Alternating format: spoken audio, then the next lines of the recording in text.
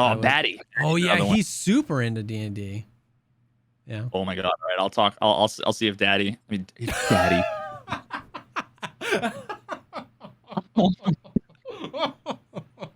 I mean, I'm just gonna call him Daddy from now on.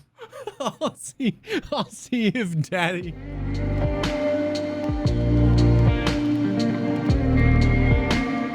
What's up, everybody? Welcome to the podcast, the show dedicated to talking about all the poggers things in life, like music, content creation, and video games. My name is Jesse, an Escape from Tarvkov content creator. I looked at you and I told myself I would never do that again. I'm a Veritas. You're giggly, scaredy boy. You're giggly, scaredy boy. You got your little cursor just floating all over your. This is good. Do I? Yeah. No. Oh, no. I thought you had an itch, maybe. No, my OBS got all wonkadoodle. Here we go. Even better. So what's going on? Oh man, I'm moving next week. Can I get a latitude, longitude? Yes. No. -42. Yeah, I don't know. We're moving to Florida, and so we've been having all the Florida man memes in chat. But Damn it. I grew up in Florida, so it's not like a new thing. You know what I mean? Oh, so you were born and raised amongst Florida men. Not born. I was actually born in Pennsylvania, but when I was like 6, we landed in Florida, and then I moved away when I was like 26. You landed. Now, is this some sort of like... I was born in an airplane over Pennsylvania, so they say technically Pennsylvania, and then we landed in Florida. It was a long flight. Oh, okay. That's the winds, of the ocean. Yeah. The wind, the winds. The winds that everybody talks about when they talk. So, anyways, so we're moving back. We're gonna be closer to family, and that's gonna be good because the start of this year was kind of rough. We lost some family. We got the grandbabies. We don't really like where we live now as a long-term place. We had been. Oh God, that comma. There was an implicit comma there. We got the babies. We don't really like the babies. We don't really like them. We don't really like where we live. So the truth comes out. It's gonna be we're going closer to family so they can take the babies. So, anyways, long story short, we're moving next Friday, and it's gonna be stressful because moving is the worst. But oh my God, it's gonna be good because I'm finally I placed the order. I placed the order. I was the most giddy I'd ever been to spend money in my life for fiber internet, my man. Oh, you piece of shit. Oh, dude, 1,000 up, 1,000 down for $30 less a month than I'm paying right now. I hate everything you 1,000 upload, bro. I'm gonna be uploading YouTube videos while I'm live just cause. Dude, I've got 1,000 up. And I think like 30. No, sorry. Other way. Down. Yeah. 30 up. Yep. That's what I have right now. It's 1,000. It's what my fucking used to be. Yeah. And like my internet is so atrocious. Like the other night I was streaming and for like 2 hours, I'd run a speed test and it would say the upload was like 38, but OBS was sending like 800 bits. You know what I mean? Like, because you can see in the bottom right corner, it shows you like what your bit rate is. And I have mine to like 8K, like 7,900, but it was only sending like 800. And people were like, the stream is a slideshow. It's a PowerPoint presentation. And I kept running speed tests and it was like, oh, okay. So then you can restart the stream, but then you like lose a bunch of viewers because a lot of people are maybe lurking or like asleep. Yeah. And it's just such a cluster. And it's been so I'm excited for the fiber internet. I wonder how much of that has to do with like infrastructure. Like when I have that solved, it was because of like literally one of like the main backbone Comcast like internet lines had damage. Yes. And they had to, like dig it up and fix it. Deadly did a whole thing. It was like 6 weeks and he found out that like a huge majority of like PEI, like where he lives, had the problem, but nobody really cares because not many people use upload. But it like after like finally getting a hold of the right people, it was like a line card at their whatever server center that was just, and so everybody downstream was having the issues. And so it's so like disheartening to have something so debilitating to what you do and not really qualified. I can't call them up and be like, I think you have a bad line card or there's damage on line. I don't know, but they won't do that. They're not going to go, follow the line and get it repaired every time some schmuck calls and says that they have internet problems. And so like I've been struggling for years, 3 years now with just super inconsistent internet. And I'm so excited to get out of here and get some choice fiber internet. Dude, I'm usually the like anti Karen. Yeah. When it comes to like customer service, yeah. like I can order something, ask for like, no pickles, and they can give me just a bowl full of pickles, and I'll be like, thank you. Have a great day. Yeah. Like, fuck. And then I'll, and they can charge me 5 times what they should have charged me, and I'm just too much of a fucking, I just don't like, which it's funny now in this context, you realize like that I'm not like super picky and outspoken, and I don't like confrontation in real life. In real life, yeah. Context seems like everybody's gonna be like, that's not what?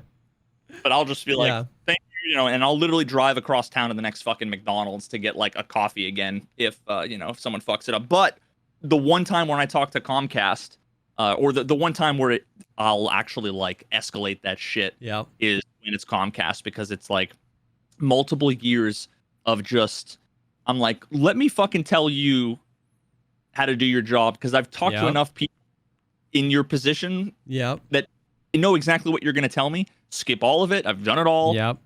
Escalate this, like blah, blah, blah, blah, blah. I'm going to fucking sue you. Like, I just jump right into like, it's on now. It goes straight to 11. Because it's like, it's so hard, because every time you have to call to try to get hold of someone again, you talk to somebody different. So they always want to walk you back through the like, have you tried resetting your modem? And it's like, we are light years past this. I need to talk to somebody who above you. You know what I mean? It's like, it's not your fault. You're doing what you were trained to do, but we are not on this level. We are way past this, and I need to talk to somebody. It's about every other like soccer mom or idiot dad that's like has problems with their internet that says, oh no, trust me, I'm special, you need to escalate this. Exactly. And, like, how do I tell you like I need to be connected to the president? Yeah. And you can't do it by being like, listen, I own a bank, and if you don't get this resolved, people's like, it's like, listen to me here. I play video games for a living, and I need this. You know what I mean? It's like, you can't even explain it, because that makes you less credible, not more. Like, it's so, it's such a cluster. So I'm hoping, dude, the fiber is.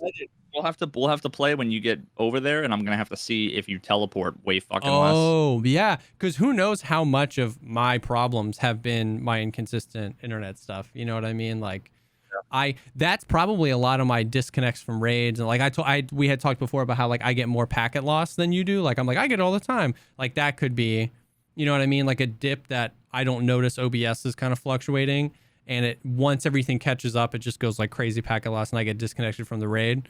Because that happens sometimes. It tries to keep everything up, so it'll like keep me going, but to sealable, I'm running in place. And then once it finally catches up, it just full disconnects me. And a lot of that could stem from my internet and not necessarily Tarvkov. So, what's your normal, like, do you notice how many dropped frames you get?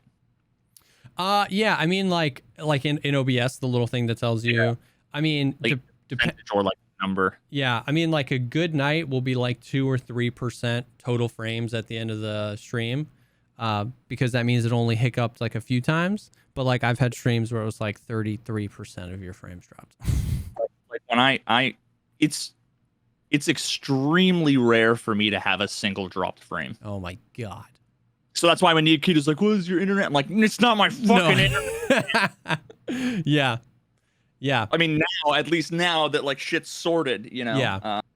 Well, it's definitely my internet. It's atrocious, and they're the only ones. The only other ISP in my area like advertises billboards like download speeds up to 50 megabytes per second. Like, yeah. So it's like Are you sure it's not double capital M?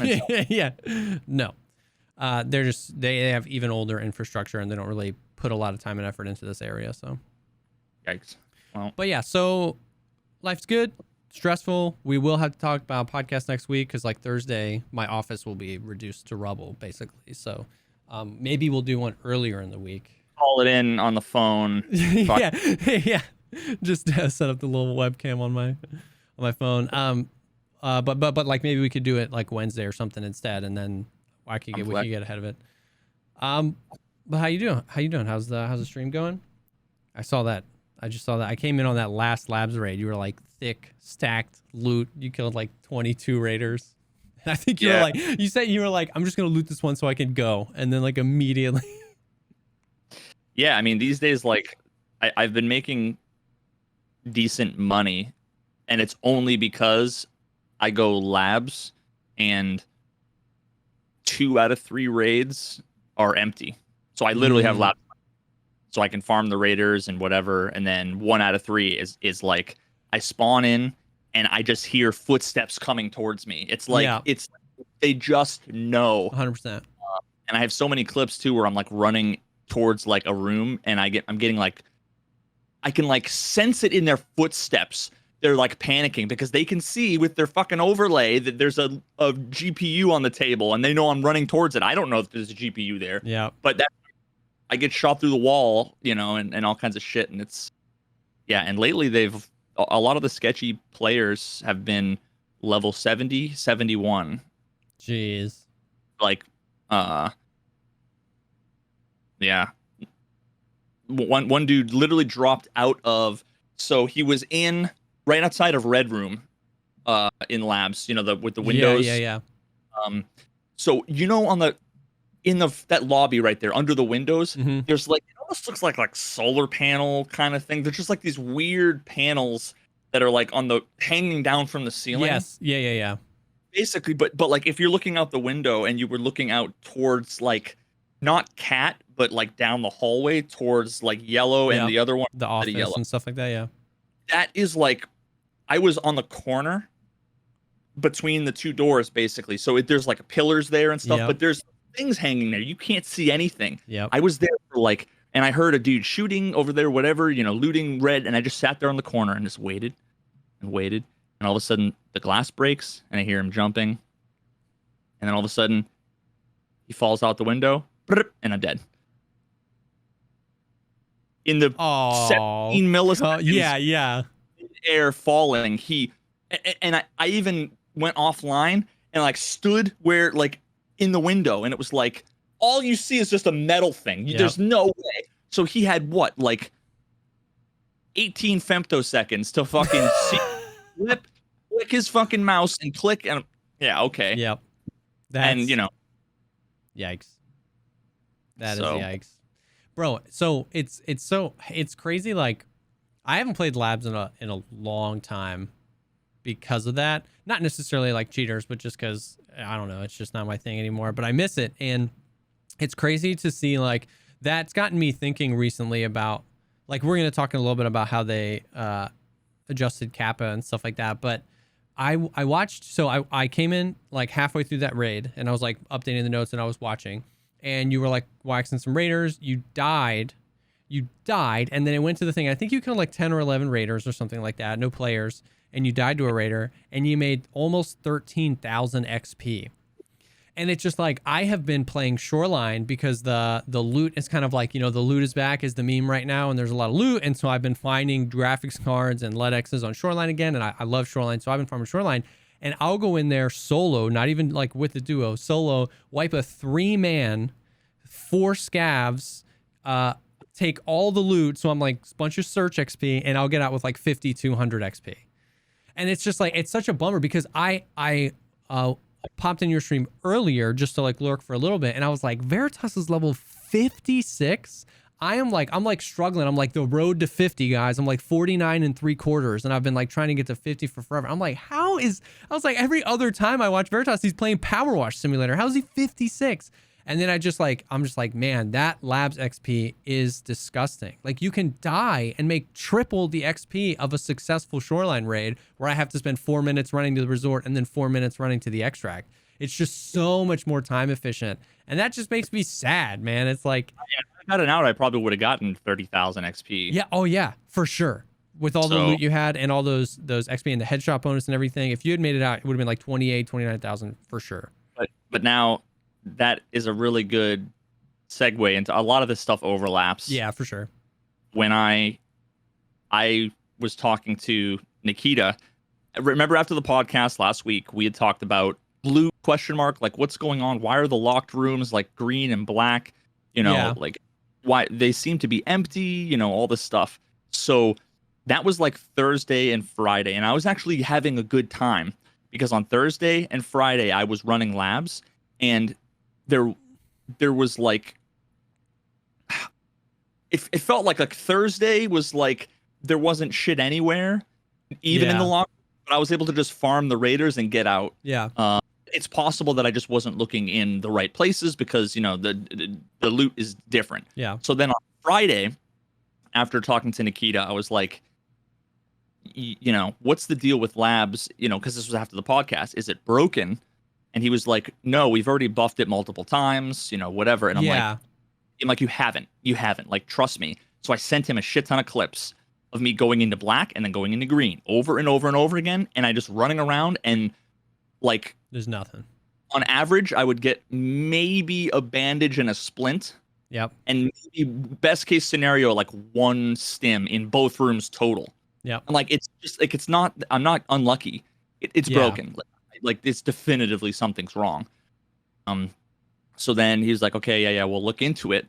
Well, then I noticed on Friday and Saturday, I started to find all of the first thing I noticed was I went into that little white shack next to the domed area. Oh, yeah. Where I found that LEDX on the table. Yes. Yeah.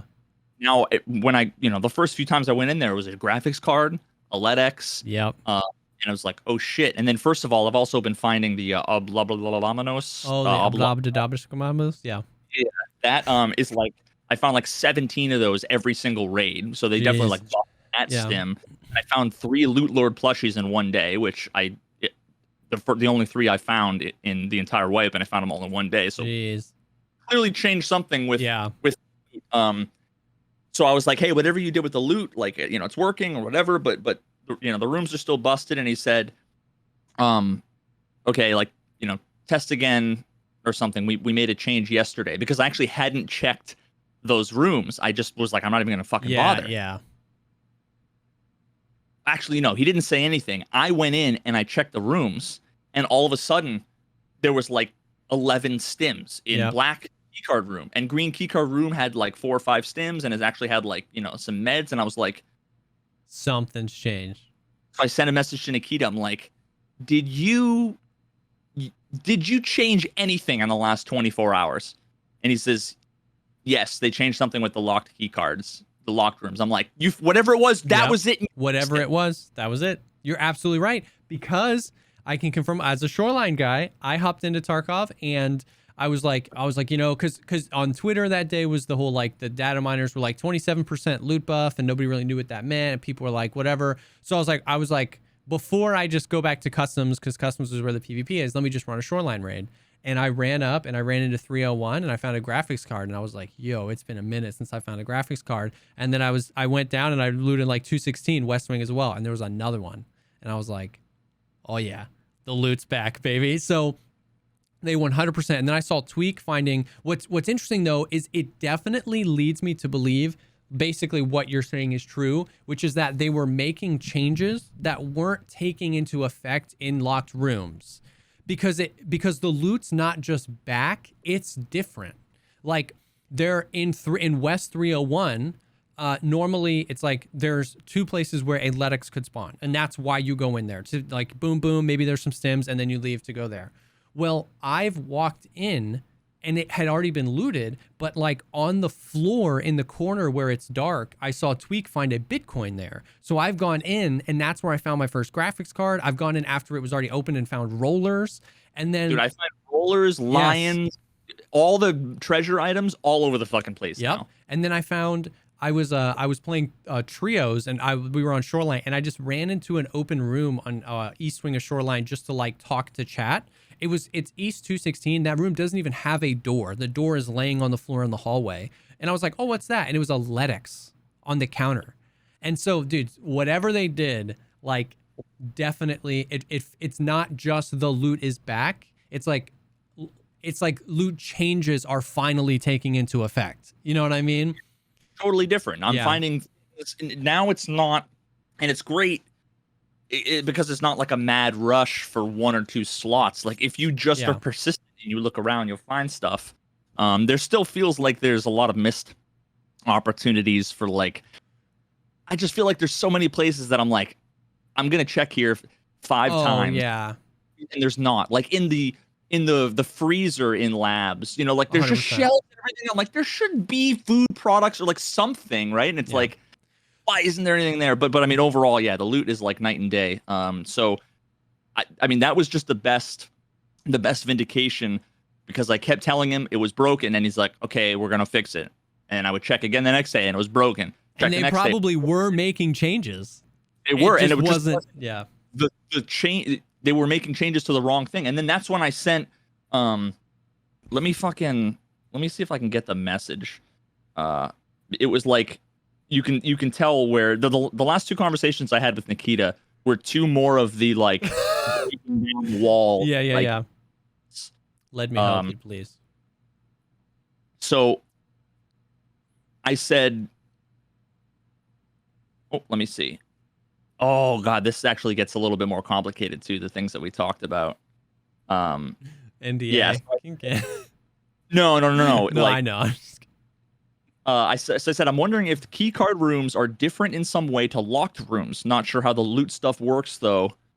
And he said, we will run tests specifically about these rooms. Now that was October 2nd. Okay. Like 5 days ago. 5 days ago, which would have been what, like Saturday or something? Yeah, the weekend. Yeah, Saturday or Sunday. Saturday, and then I said, I'm wondering if different areas are categorized as different loot zones or something, and perhaps some of the areas like keycard rooms are categorized differently somehow than something like a marked room. I said the containers in those rooms have had decent loot. I'm assuming the containers inside of rooms are not affected by the route they're in, or by the room they're in. Yeah. And he said yes. So that was something I'd suspected for a while, and it was nice to get confirmation. Assuming he's right, but that like you know, opening up a duffel bag in like 310, you're not more likely to find a Bitcoin. Yeah, I assumed that as well. But then I said, so this might explain how you guys have been buffing locked rooms, quote unquote, but maybe keycard rooms are different. And I only say this because I've only been playing labs, so I it's only my reference. Everybody else has been saying loot's been great, loot's been whatever, so fine. Anyway, so then finally I was like, on Saturday, it was nothing but Thursday, Friday, Saturday was like nothing but good fights. Sunday, Monday, Tuesday, it was like cheater central. And it was Sunday that I was like, hey, did you guys fucking fix something? Because the loot's night and day. And it was like, now I'm coming out with fucking crazy shit. Like I go to lock rooms and there's stuff, and then I turn around and there's just shit everywhere. It's like, so then all of a sudden, like that's when it around, and then the cheaters were coming out like crazy. And I said, on October 3rd, I said, it's totally night and day.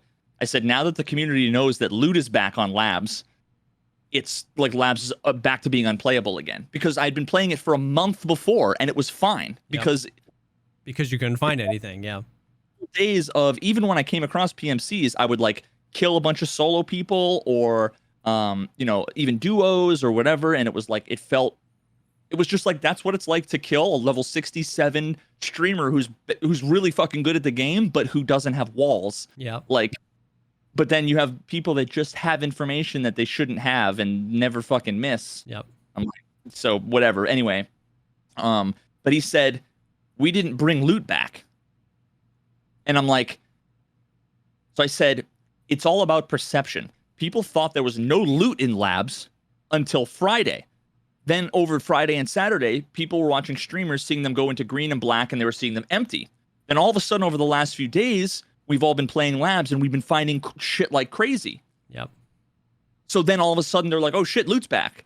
So it's all about perception, and it makes sense that even though they didn't bring it back, it was like, no, but you clearly fixed something on Saturday. All of a sudden on Sunday and Monday, the game's unplayable. And everybody was confused about the wording of the initial. This is like 3 weeks ago now when they talked about the whole dynamic loot thing. People was like, it's dynamic loot, but then it wasn't really dynamic loot, and people thought it was an event. And so now there's like a lot of confusion. So now you hear somebody say, the loot is back, and then people start going, oh yeah, the event is over.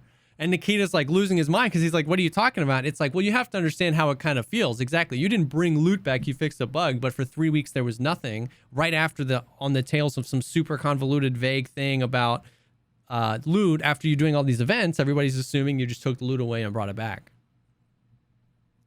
Yeah. So I basically said I made like 8 million rubles in one day, which is like, you've seen me. I'm literally always at like 100,000 rubles. And I just farmed labs, and it was PvP, but none of it was treasure loot. It was all just farming players and raiders selling their grenades and like any meds that they had and stuff like that. And shit. It was like that. And I'm like, I ran Thursday, Friday, and almost all of Saturday. And I said the only times I died was twice to raiders, just being fucking broken raiders. But what I said was, the community perception of loot has changed over the last 2 days drastically. I'm like, regardless of what you guys want to call it, the fact of the matter is that the community, it's not one entity, right? But if you were to have like a community vote before and after, they would have overwhelmingly said on Thursday, Labs has nothing. And then on Sunday would have been Labs is fucking popping with loot. Yep. I'm like, other streamers have been saying it. Thousands of people in Twitch chat have been like, yo, what do you think about the loot? Loot's back. Labs loot was turned back on. So I'm like, it could be that streamers were just looting locked rooms and seeing nothing, so they assumed there was no loot, but they weren't looking in the new spots until Thursday or Friday. I'm not sure. But then he says, okay. He says, I see your point. He says, loot and cheaters are correlated for sure. That makes sense. And then I said, also, I have no idea how I'll get Kappa now if I can't grind labs all day. No more quests to do, and I'm only level 56. He says, question, exclamation point. What do you think? And then there was nothing else after that. And then like 10 minutes later, it was, would be the adequate required level for Kappa quest. And I was like, mm-hmm. So then I got out my fucking TI-83. No. I said, just for reference, if I have a good labs raid without cheaters, I can kill a handful of raiders with headshots only and loot them and leave, and I'll get, on average, 25,000 XP. Best case scenario, in about 30 minutes. Yeah. So I said, because he was throwing around a couple numbers, and I said, okay, well, let me just give you some perspective. Yes. From level 68 to 69 is 1.9 million XP. Yeah. So that would take me, however you look at me, whether I'm average, above average, below average, depends on who you ask, whatever. We'll just average me out and say that I'm average. It would take me 38 hours of in-raid time, not queue time, not game time, not real world. 38 hours of raiding. Of the best raid. Surviving, headshots. Yep. To get from 68 to 69. Then it would take me another 50 hours of the same to get to 70. And then another 60 hours to get to 71. And I said, that's if I get 10 headshot kills and extract successfully every time. So I said, so maybe that's like 400 to 500 hours of actual Tarkov gameplay to gain the last 3 levels. Yep. I said, not counting how long it took to get to level 68, which how many months has it been? And I'm only 50. I just turned 57. Or how long it takes to get in a raid, to connect to a raid, and then you got the bug leaving the raid. That's still in the fucking game. Yep. So I said, of course, it depends on what Nikita thinks, or I said, who you think, quote unquote, deserves it. I said, I think level 60 is far more realistic and attainable for a lot more people. This is like one of those, if you come in too low, they're going to say, fuck it. Oh, yeah, yeah. If you had said whatever. 50, he would have been like, no, we're not changing it. You know what I mean? Yeah. So he said, and I said, although tons of people would also say that's way too high, a lot of people would be like, I can't make it to 60 either. I said, I think of myself as a fairly average player, and I have everything for Kappa except for one item. I'm currently level 56, and I don't really have any quests left to complete. The quests I have, even if they're 80,000 XP or whatever, they're going to take me 18 years to do, so it's like not even efficient. Yeah. So I said, I honestly think the Kappa is a cool reward, but hitting level 71 is fucking insane. I said, you should get something way cooler for hitting 71. Yeah. And he says, yeah, I see that it's pretty hard. Oh, thank you for your suggestion. I'd like it. But he said, and then he's like, yeah, right now it might be too heavy to bear, with a smiley face. And then I did the whole most people don't have the luxury to play video games as much as me, and I'm probably not gonna get Kappa. So then he said, this was like 20 minutes later. Okay, requirements will be level 62. Restart your game and check. And that's when I tweeted. So there was no announcement. I was wondering how you figured out about it first, because every retweet was retweeting your tweet, not like somebody else tweeting it. And I was like, yo, Veritas was on top of this one. Hell yeah. Hell yeah. So, okay. I love it. I think I agree with you on like 60. 62 is weird. I guess he was just like unwilling to give up that last little XP. Like 58, he would have said 60, yeah, maybe. Yeah. Like, so I completely agree with that. I had a really interesting conversation with someone in chat the other day about how like it's interesting because the Kappa container feels like the wrong reward for this to begin with. When you think about it, you know what I mean? Like Kappa container benefits the least the people that get it currently. Like if you can get to 71, the better it is. So why is the last you get? Exactly. The if you get to 71, you clearly do not need 3 extra spots to be proficient at the game. If you get to level 60, I play this game, professionally. I play this game as a full-time job. I've only hit level 60 one time ever in my entire life. I've hit level 60 once. And I wasn't grinding towards it. So if I wanted to this wipe, I could say, hey, I'm going to grind a cap before they wipe. And I could hit it for sure. I don't know if I care that much, but I could. But like, I've only done it once. And so I just, we were talking about how, like, I was talking with him in chat, the student chat, and he was just talking about how, like, the value it provides is so counterintuitive to, like, what is required to get it. You know what I mean? Like, the Kappa containers, like, would be a much cooler, like, level 42 max trader thing. Because then, like, anybody can get it. The whole gamma container and the bigger stash is like an advantage to start, and it gives you a head start, but like anybody can grind to 42 and get this thing that doesn't give you any advantage in like a PvP situation. Like, wait, we're just clicking heads, you know what I mean? And then 60 or 70 or any of these things could be a cosmetic item or like more thick items cases, because those people are always buying thick items cases. Like, no matter what the reward is, people will go for it, no matter what it is. And that is evident by people grinding thousands of hours to the game to get a bright purple armband just because it doesn't look good, the Twitch Rivals armband. It's just unique. And then the same thing with the tracksuit. They will literally subject themselves to running a cheese grater across their face, which is running interchange that many times, for nothing, for absolutely nothing. So it's like, is effectively a vanity item. People get it not for the utility. Yeah. People who want to say it's a trophy. Exactly. So the fact that it is a utility item, it's just weird. It is weird. So it would make more sense to make the utility item in the range of what a normal player can attain for its utility. And even make it higher than 42. You know what I mean? 42, you get max traders, maybe make it like 50 or you know, something. I just think in the range of what like an average person would be able to attain in a wipe would be utility. And then up above there, like I feel like they think they have to think harder about it.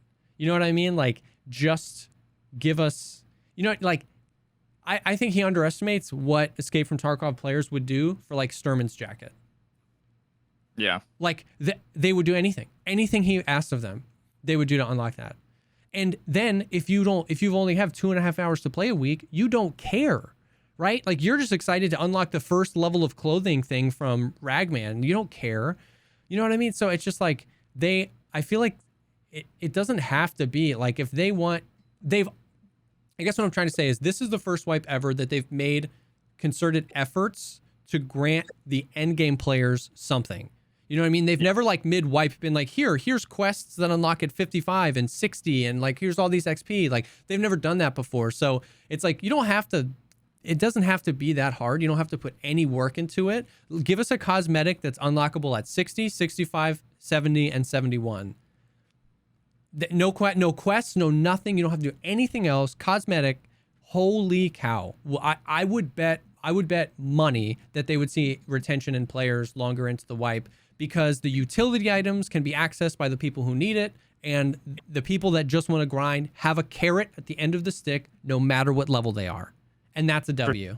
Like, amen. It's simple. I would love it if like, even if like you hit 60, or if you hit 50, you get like or maybe if you hit max level traders, you get like a bronze dog tag, and then 60 is like a silver dog tag, and like a golden dog tag, you know. It'd be sick. You know what else I was thinking for the XP thing to help with the XP disparity? Because that's originally what we were talking about, and I would love to talk about that, because I don't know if I understand the logic behind a raider kill giving you like an exponentially more XP than a PMC kill. I don't know if I understand the logic behind that. The logic is people can boost with their buddies more effectively than boosting with via labs.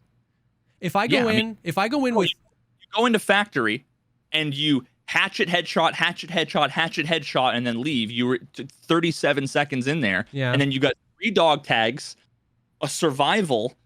Literally, so I showed a preview of the next episode of History of Tarkov, and I talk about 0.6 and 0.7. And literally within that time period, I talk about the run-through mechanic was added just because Nikita did not like people boosting their stats by just running into factory and then leaving. He didn't. So boosting stats, it doesn't affect anybody. It literally affects a number on, you know, a personal private number.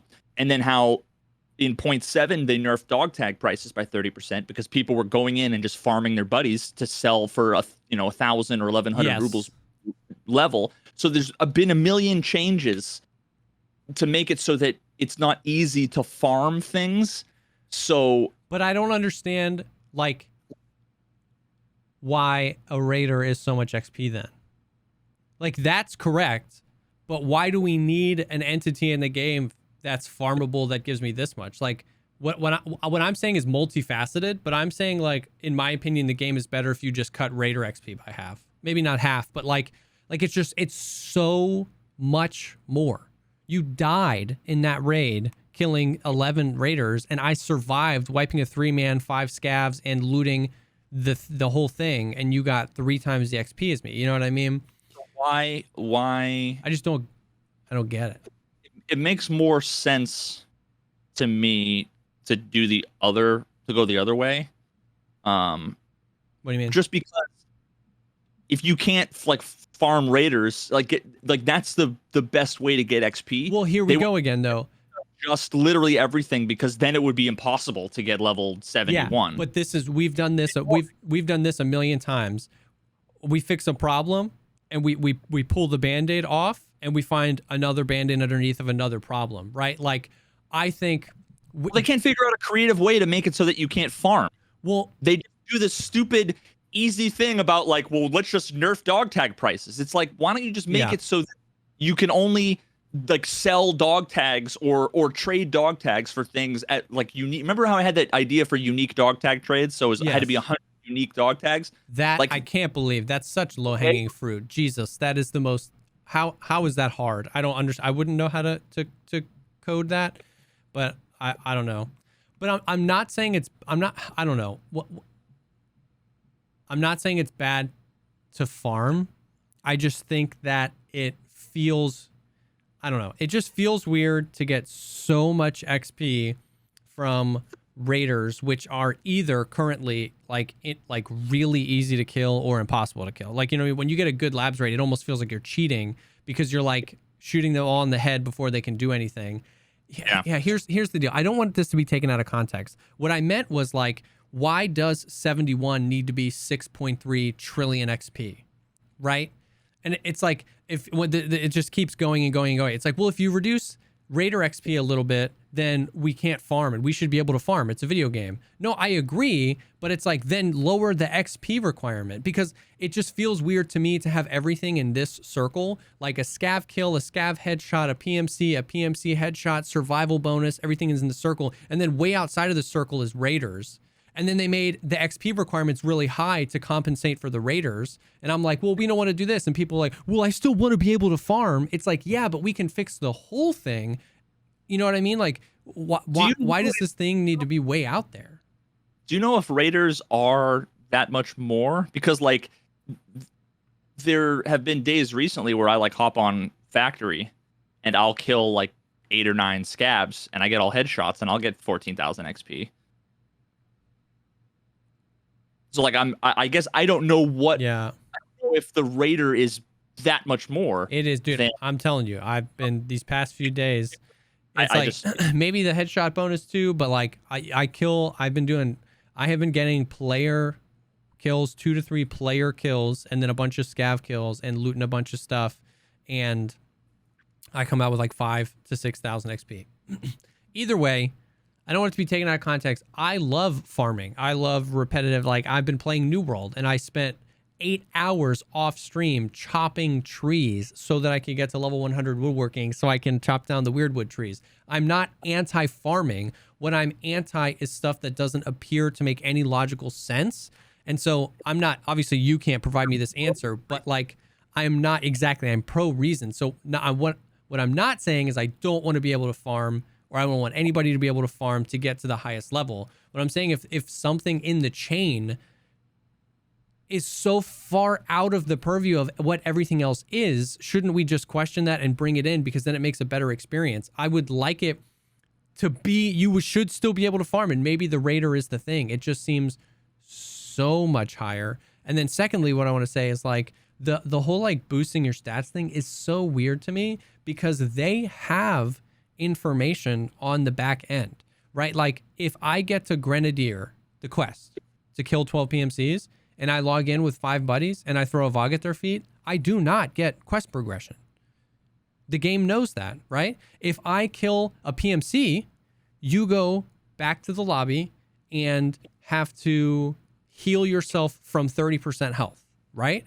If you and me are grouped and I kill you, you have to heal from 1% health. The game knows that. So why can't it be 0 XP from grouped friends? You get nothing. I don't get it. Give you my best explanation that it explains everything. It explains everything. And of course, theories that explain everything sometimes have the trouble of explaining nothing. But I mean, this is the kind of thing that, I mean, again, I see all the time in software projects where you don't see the forest for the trees. You don't see the bigger picture. You're walking this close to everything, and you're like, okay, I'm going to make this adjustment. And then you forget why you made that adjustment and what the problem was and what the reasoning was. And then later on, you do something else that is related to it. Yeah. a year later you find something that could have helped your problem back then, but you're not thinking about that problem back then anymore. You're just thinking about what's right in front of you. And it's the whole Band-Aid analogy. But the thing is that when we make that analogy, the thing that we forget very often, and by we I mean everybody when they're having this discussion, is that it's not like Nikita is. He doesn't think that he's putting a Band-Aid on top of a thing. He just sees an ouchie, and looks at it and then puts a Band-Aid on it. He's so focused in that he doesn't see the fact that there's gauze. A fucking, he's got a prosthetic arm because the rest of it's been gangrene so bad and stitched on with fucking duct tape and baling wire. And like, so that's what happens when it's something so complicated. Yeah. And there's so many things that are changing. And yeah, I mean, it's just a lack of,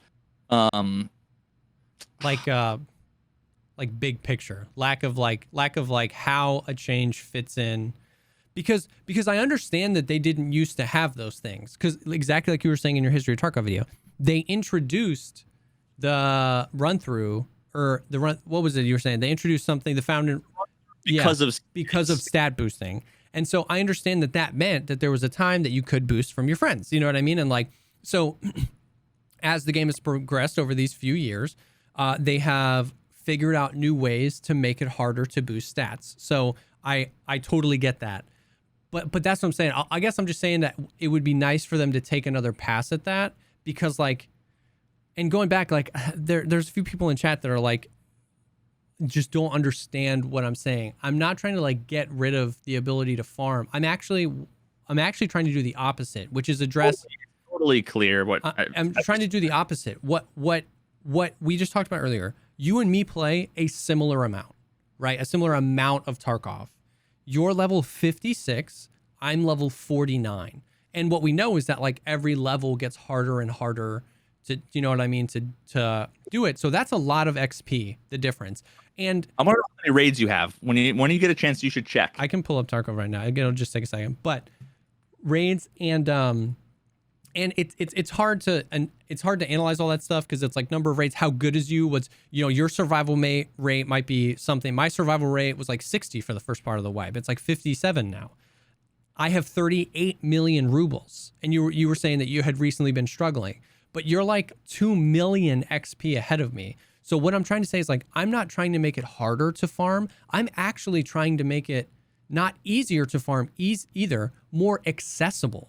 If you want to farm for Kappa, but you don't like grinding labs, what I'm saying, or what I'm at least proposing, is that labs might still always be the more efficient way, but maybe by 5%. So if you want to farm, you can play woods, because going after that PvP, going after the loot, is an efficient way to farm.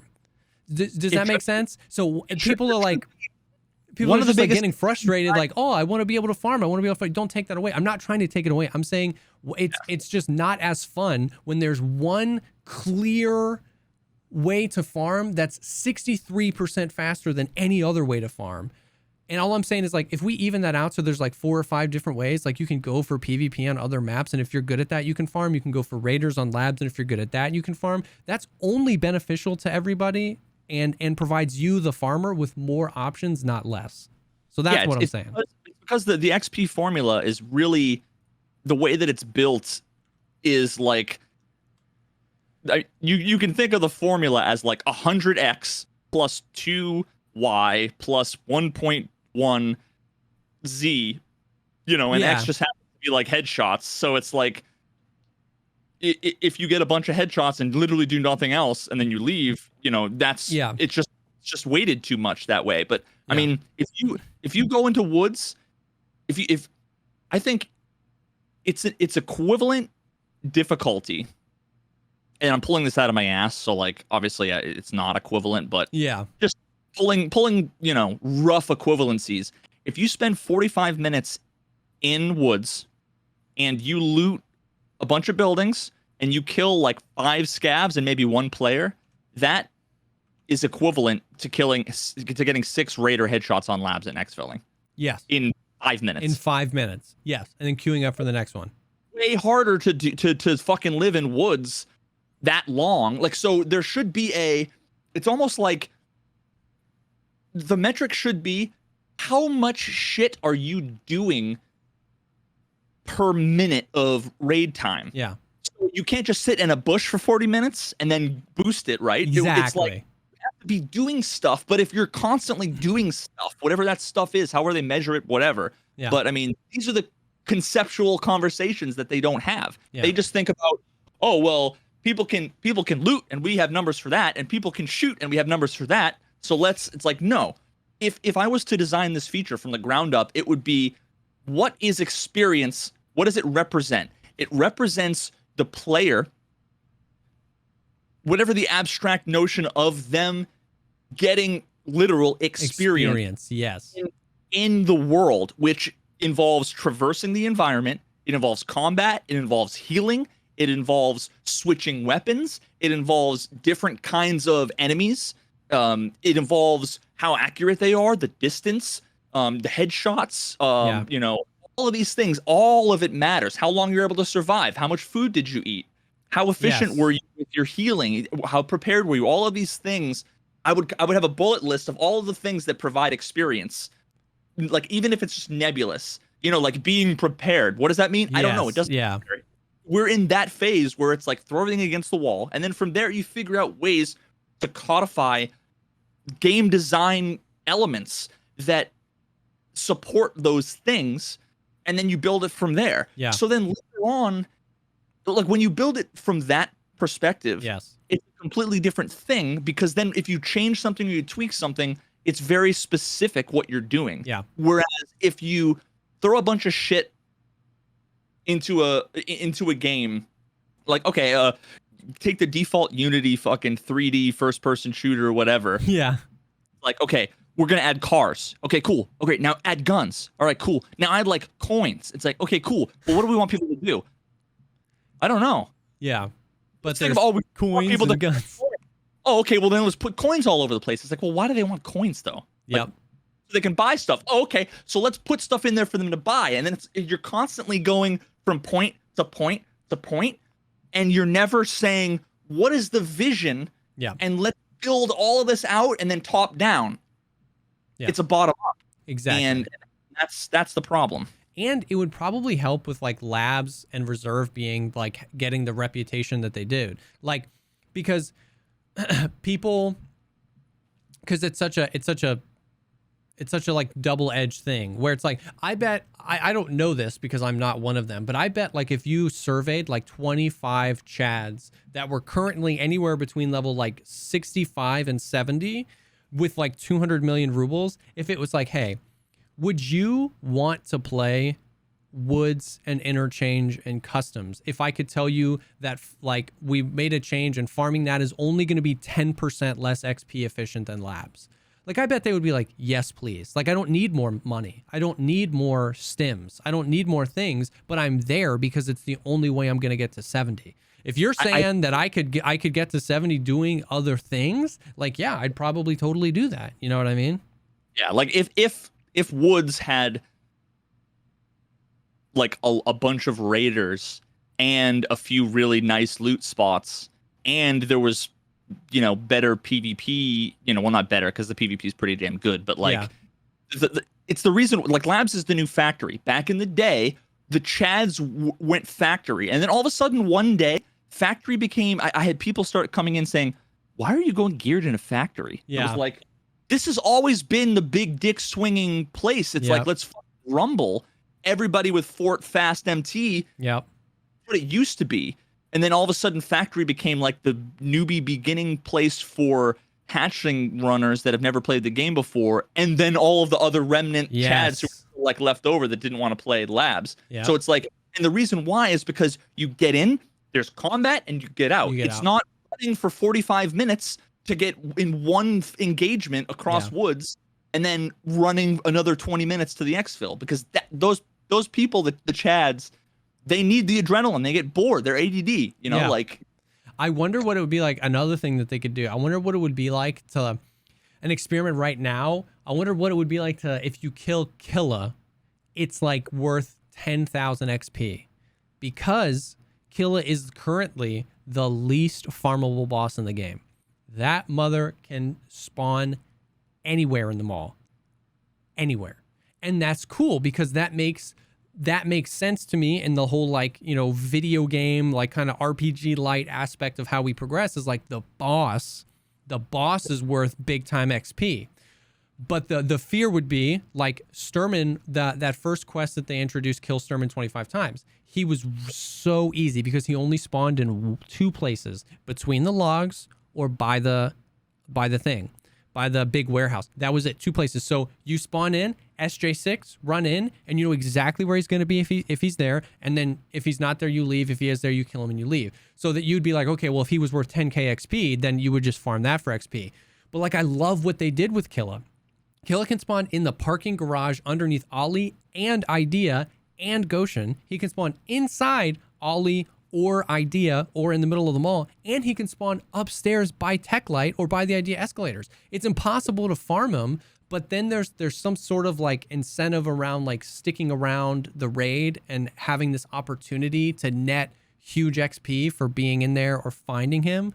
Like the difficulty with that maybe not is 10k XP, but I mean, if it 10k, like I don't think would be enough to do what you're talking about because so think about it. If it's that cool, then that means everybody's going to do it, which then means now there's 19 people all geared to the fucking hilt, rushing in, trying to find him. So now you've got a 1 in 19 chance of actually getting it. It means that literally, 18 out of 19 raids, you're not going to get the thing, which then it just makes it more, you labs. And even if labs is full, you can almost always for sure have a group of 3 to 5 raiders spawn within fucking throwing distance of a grenade, and everybody can farm 3 or 5 raiders, but there's only 1 Killa. So that's the reason why labs is the way it is. The example though is like, I'd love to see that with Killa, because my big picture idea there would be all bosses are huge XP, but do what you did to their spawns to what you did to Killa on Interchange, right?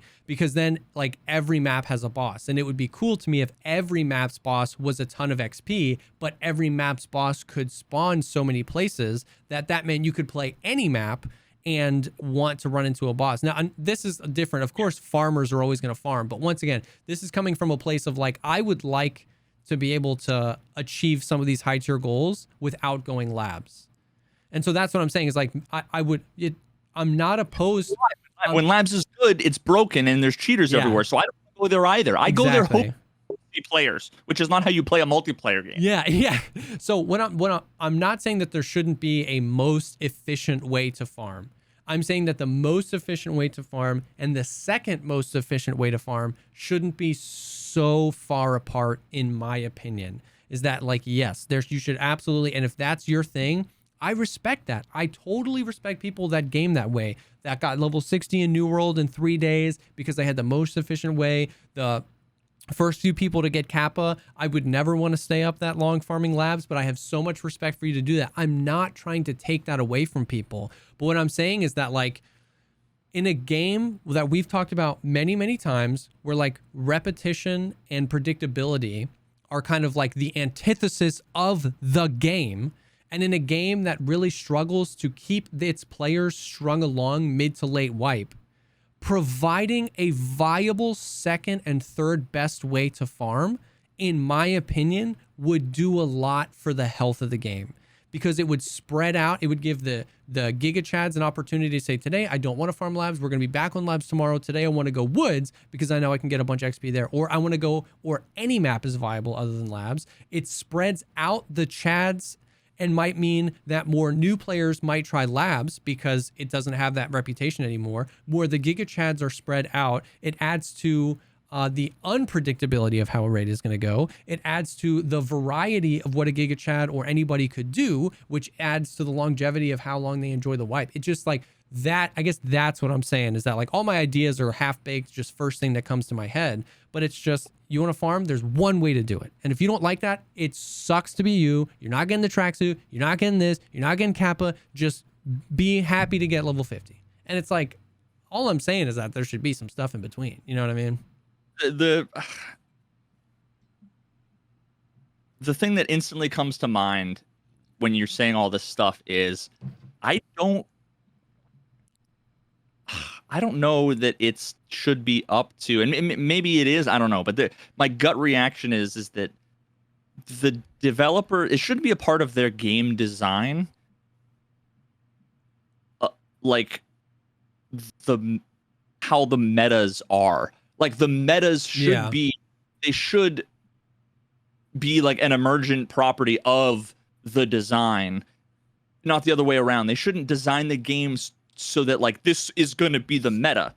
You know what I mean? Yeah. So it's the way that I approach and the thing that I've been wanting to talk about in a fucking video essay for forever now, Diablo 2. Yeah. I don't know how cognizant they were when they designed those characters, like, oh yeah, in 30 years when people are still playing this in 2021, this is going to be the optimal, they want this exact thing with these stats and whatever, you know what I mean? Like I don't think that they planned that people are going to do a glitch rush, go through this thing, farm chaos runs from 20 to 40, like whatever. It's just that came from the fact that these are just the underlying mechanics of the game, and people ended up figuring out a way to, like, you know, exploit it. The fact that there, you know, was only one, it's indicative of a less than optimal design, I guess. When you look at like Diablo, there's 8 billion different ways of doing stuff and farming and playing the game that the developers never intended, which to me is almost a mark, like a really genius fucking design. Yeah. But and what I'm saying is that I think that exact same thing happened in reverse for Battlestate. I don't think people do. I don't think that they went, we should make the most effective way to get to 71 farming labs. I think they just, somebody added a 0 to how much XP raiders give you. He didn't want to fess up to it. Everybody else in the office thinks that that's exactly how Nikita wanted it. Nikita isn't aware of the XP disparity. And then when you bring up anything, everyone in chat defends it as if it was a decision. Well, you can't take away the way to farm. Like, I'm like, all I'm saying is that like we can make it more balanced. And then I think this is what you're saying. Out of a seemingly more balanced thing, the community finds the cracks that are like, ooh, this is the better way. And it's like, and then we do those things. So that's what I'm saying, is that everything, I would be pretty confident in saying that all of the meta things in Tarkov were accidents. It was just an accident in reverse. It wasn't the Diablo accident where it's like, oh, this is really cool, here's the best way to farm it. Because of how many times you and me have had this conversation around all of the meta things feel antithetical to the spirit of Tarkov. Like it feels weird to get like a 28 vertical recoil M4 on day 3 of the wipe, but that's the meta. It feels weird that there's only one way to play this hardcore tactical shooter, and that's to just like bop raiders in the head and hope you don't find other players. I think it just feels weird. I think I have it's metaphor time. Yes. Diablo 2 is just an example. I don't think you played Diablo 2, but you know, you know, it's absolutely what I'm talking about. A game like that, and I'm using it as an example of like, you know, a well-designed game. It was almost like they built like this really fucking cool Swiss Army knife multi-use thing, and every day you're discovering like, I can open up a can of peas with this. I can fuck with this. I can start a fire. I can remove an eyeball with this. I can, you know, like whatever. You can do all this shit, all these different. I can chop down a tree with this, and you're like, oh my god, all the things that they never intended. But it's just a really great design. Yeah. What BSG did is they had this really, you know, complicated thing with a bunch of stuff. It started off as a bottle opener, and then they took a hatchet and duct taped it on. Yes, that's what I was. And then what ended up happening was eventually people are like, oh, but the knife that you know glued on with Elmer's glue is too sharp. So then they broke the knife off. Yep. And then they said, oh well, the hatchet, you know, is too OP. So then they smash. So all it is just a blunt club, and all you could do is one thing. It's a hammer, and everything is a. Exactly. Right? All of the exactly. All of the tools are taped together and blunted down. And then the last thing they did was they taped it to an M4. It's like, well, no one's gonna use this as anything other than a gun, because yes, I can open a can of peas with it, but it's taped to a gun, and that gun is labs. It's like, well, yeah, well, the only thing I'm gonna do for XP is just go labs and farm the raiders, because like, yeah, all these other things are like weird and half baked, and that used to be fun, but then you nerfed that, and then this used to be cool, and then you nerfed that, so I'm just gonna go labs. You know what I mean? So that's the approach. Rather than create opportunities and design for a vision, what they did was they had ideas, narrow-minded ideas that they added, and then realized that the things that they added caused issues because of other things. So then they went to those other things and changed something so specific, that it wasn't related to the other thing. Yeah. It was probably like they nerfed dog tags. They nerfed how much XP you get for killing people, whatever. Honestly, they probably, when they added in the that you couldn't like farm your buddies for shooter born in heaven or whatever, right? Yeah. When they added it in, they added that as a response to people farming quests, not in any of the other ways. It was so specific. It was people were farming quests, build it to fix it. But then what they did was they added the mechanic that could solve 19 other problems, and they haven't applied it because they never thought about it in that context. Exactly. A solution for people farming their friends for quests. And it was like, but the thing is that you fucking nuke dog tag prices, which were the only, when people who like me who only play for PvP, the only reward we had was dog tags. And when it was literally only PvP and then half of the players were hatchlings, it was more money to shoot them than I got from their dog tags. Yep. And it was like, well, we had to nerf dog tag prices because people were farming their friends. Then they added the mechanics so that you can't farm your friends' requests, and then they didn't fix the dog tag. Exactly. It was like, oh, Dimitri, do you know that solution you made could fix like 10 of our other problems? It's like, listen, Nikita said, fix the quests, and they just plug it into that, and it's exactly that. And that's what I'm saying. Is like, I would love for them to take another pass at that, because whatever tech they have underneath that makes it so that when I shoot you as a friend, you're gonna spawn with no health, and that when I throw a grenade at you, it doesn't count for a grenadier. That tech fixes so much of the other stuff. You know what I mean? So make it dog tags fucking great again. They could make PvP XP higher, because they could use that tech to just say, if you kill your own friend, I would be super down for negative XP if you team kill, by the way. Like, you know what I mean? Like, I'm not saying they should, but I'm saying like, that would make sense to me. So frequently that it's like, like it's worth of XP lost. Yeah. So to speak. But even if they didn't, but it should definitely be 0 XP game, because that's exactly, the game works now. Like, I'm pretty sure if I shoot my friend, I'll get some XP for it. You know what I mean? Which is weird. So whatever tech they have, they should do that, and then that frees them up to get rid of some of these old, outdated fixes to things that have happened. They could make PvP XP higher because it's not as farmable. Not crazy high, you know what I mean? Don't blow the roof off, but they can increase that, and they can make dog tags more expensive. It would be kind of cool if you merged the two. It'd be really interesting if you can't loot your friends' dog tags, so that killing them is not even a benefit. I remember. I don't know how you feel about this, or even how I feel, but I remember Nikita very specifically addressing that once, where they were talking about that, and there were some like military veteran people that played Tarkov that were super anti that were like, no, like you would absolutely go get your teammate's dog tag. Like, you know what I mean? Like, that would be a thing you would do. Yeah.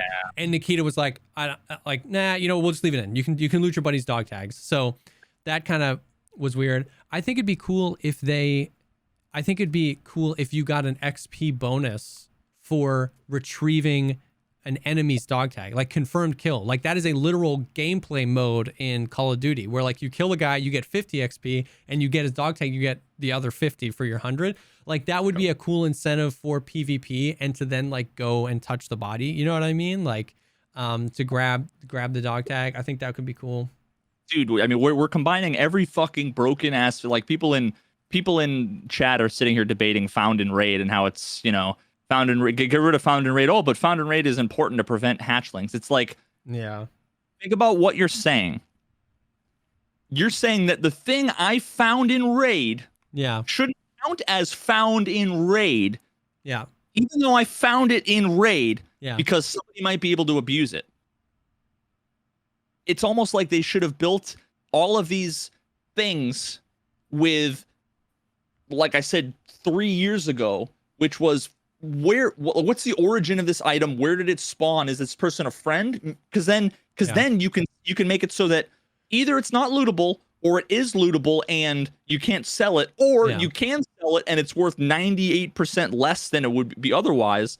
Or whatever. There's a million things that they could do if you just had the information intelligently. But instead it's like, well, all we have is it was found in raid or not. Like a Bitcoin. What does it matter if a Bitcoin is found in raid? I guess only for quests, but you can't sell it on the flea market. But the flea market has the found in raid thing, which is like everything's kitty cornered in, right? So yeah, I'm gonna mention that to Nikita. I feel like the perfect thing would be buff the XP you get for killing PMCs. Buff what you can sell dog tags for. And then whatever logic you guys have to make it so that you don't get credit for quests, apply it to teammates. And that might be a little bit more complicated. If they don't want to make it so that you can't not loot the tag for respect to veterans or whatever the thing that they, I get it. So then make it so that there's some persistent flag on that dog tag, which is conceptually no different than found in raid. It's just a true or false. Another thing that says killed by friend. Dude. And then now make it so that therapist does. You already have logic that says this trader accepts this for sale. Just add one more fucking. I was thinking the same thing. I'm imagining in the code side of thing, it's super simple. Like we see found in raid as this like fundamental game mechanic, but on the code side, it's just a flag. Like it's just like it's just a check mark visually represent. It is a flag. It's just like this item got from here. Boom. Like reverse flag, you don't even have to show it to the player. Maybe it would make sense for the UI to show it to the player, but you wouldn't have to show it to the player. It could be in the tutorial, and it just says anything you pull off of your comrades. They don't explain anything in this game. I know, but I'm saying one day. But all you have to do is reverse flag it. That if this was pulled off of a teammate, then they can do whatever they want. Because they could build logic that says whatever they want to happen if it has this flag. So if you don't want dog tags to be able to be sold for a profit, then boom, if it has that flag, it can't be done. If you don't want to be able to sell anything that you pull off of your teammate on the flea market, they could reverse flag it. Like it feels pretty simple, and then that way it's not abusable. You can still go in, because like imagine if once again, wouldn't you love it, Veritas, if because of that they buffed it, labs became, a factory became a place where chads were throwing down again. That would be super fun. Even if it was 15 or 17% less efficient than labs, I don't have to buy a key card, and I know factory. I like factory. Factory's fun. You know what I mean? So it's like choices, options. I thought that was kind of the whole point of this game anyway, and it doesn't break anything. It doesn't make the labs mains less efficient. It just gives them another option if they're bored. And it's weird to me how often we have this conversation, which essentially is, I want to, like, you do a thing really well, I just want to give you and other people more options, and they go, no. It's the same thing with like VoIP. It's like, how about we add VoIP, but it defaults to off? No. It's like why? Well, all we're saying is that everybody that wants a thing gets a thing. More options, more people are happy, right? No. And it's the same thing with like, no, don't make lab. Don't, because they would see that if you buffed factory, that would be a nerf to labs. And it's like, no. And it's like, what? How is just providing you and everybody else with more options bad? I don't get it. You know what I mean? It's so weird. It's so weird. How many raids have you done? I have my Tarvkov pulled up. You go first. I have just under 900 raids, about 875 raids at 4.7 million XP. Okay, so I have just under 1,300. Oh wow, that's actually a lot more than I thought. Yeah, I've got 1285. And then so where does it say your XP? Just under your name on the overall screen. Oh, how much XP do you have? 4.7 million. Yeah, I've got 7.4 million.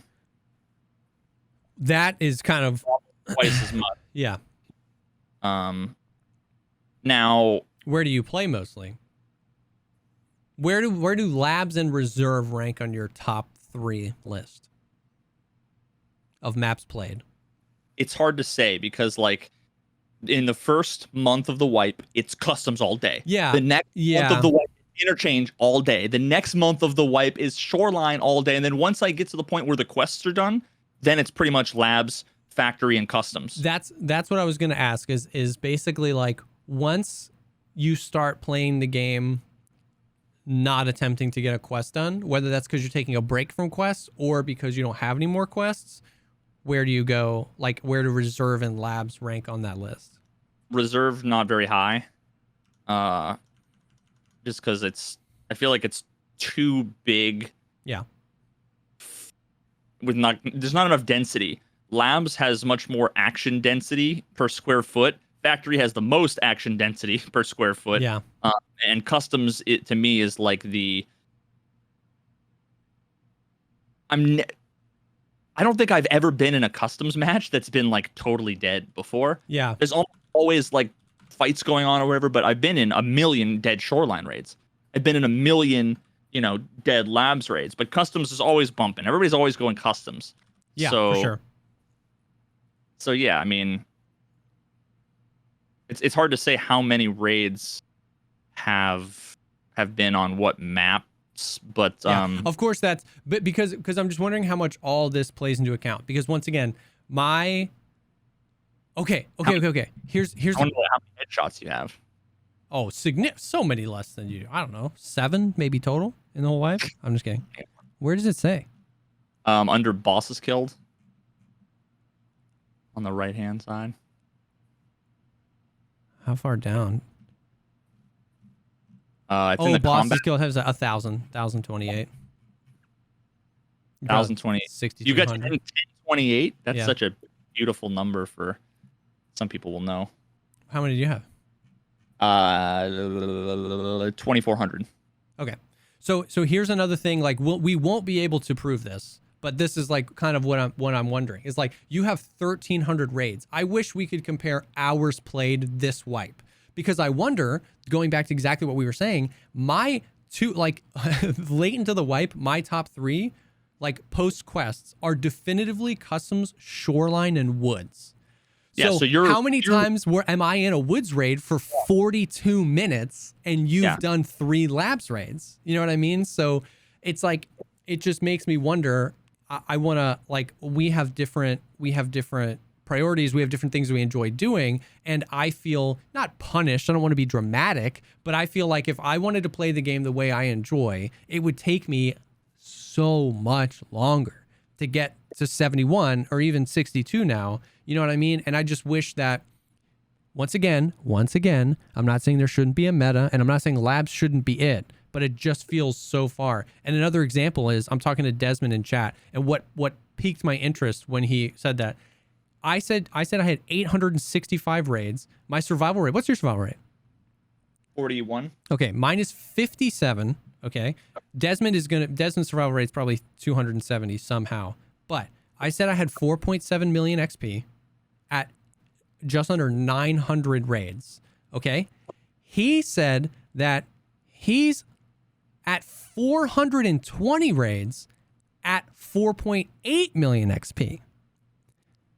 So he has more XP than I do in less than half the raids. And so I asked him, I said, how much labs and reserve do you play?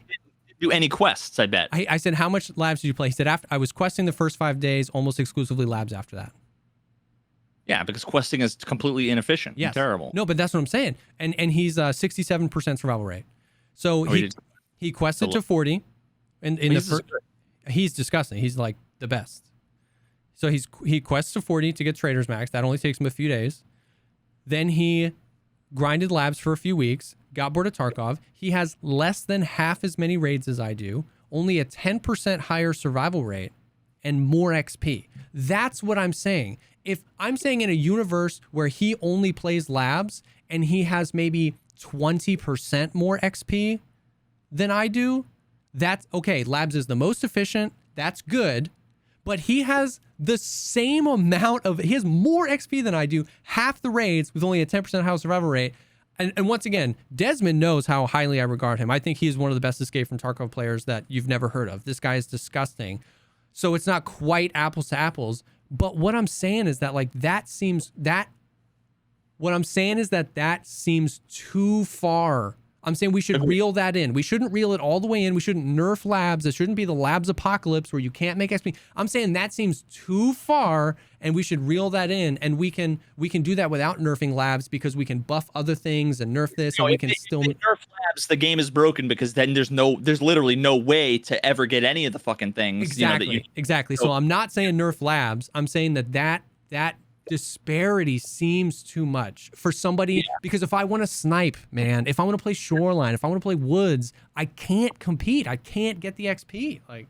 So there are other, and I totally agree with you. Although I would want to look at a few other stats for sure. If you'll hear me, in the next couple minutes, we can actually see. So what I want to know is how many PMC kills do you have? So we can see PMC kills per raid versus boss kills per raid, that kind of thing. So if I look at I've got 25 per raid. PMCs kill. Okay. All right. So yeah, I'd be interested to know what your numbers are for raids and PMCs killed. My PMCs killed is 815. And what was your raids?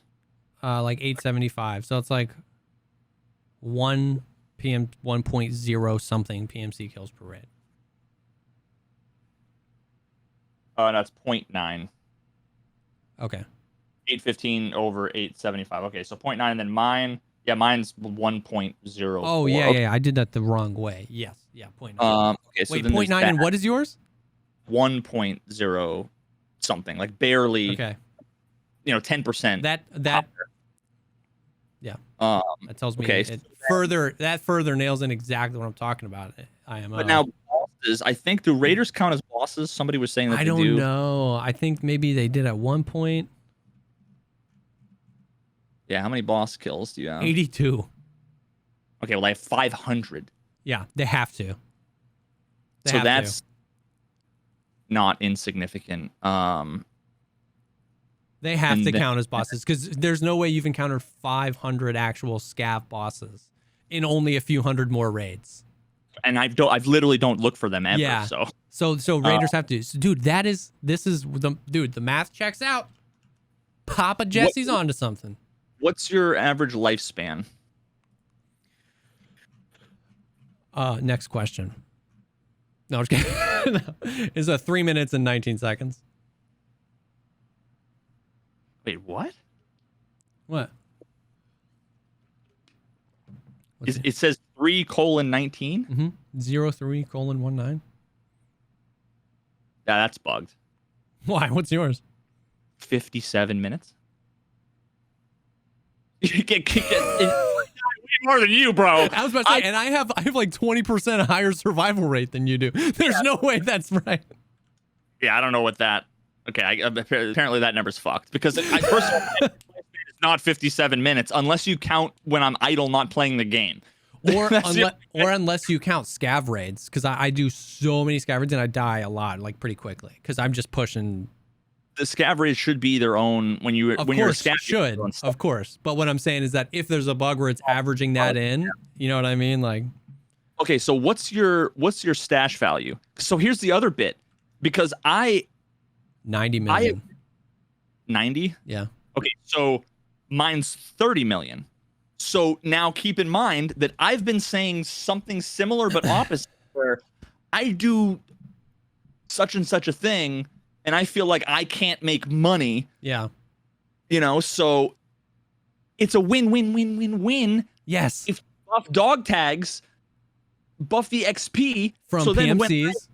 From PMCs, it would give me more money for factory PvP and not spending all my days looting things, and also it would give you more XP, on every map. Yes.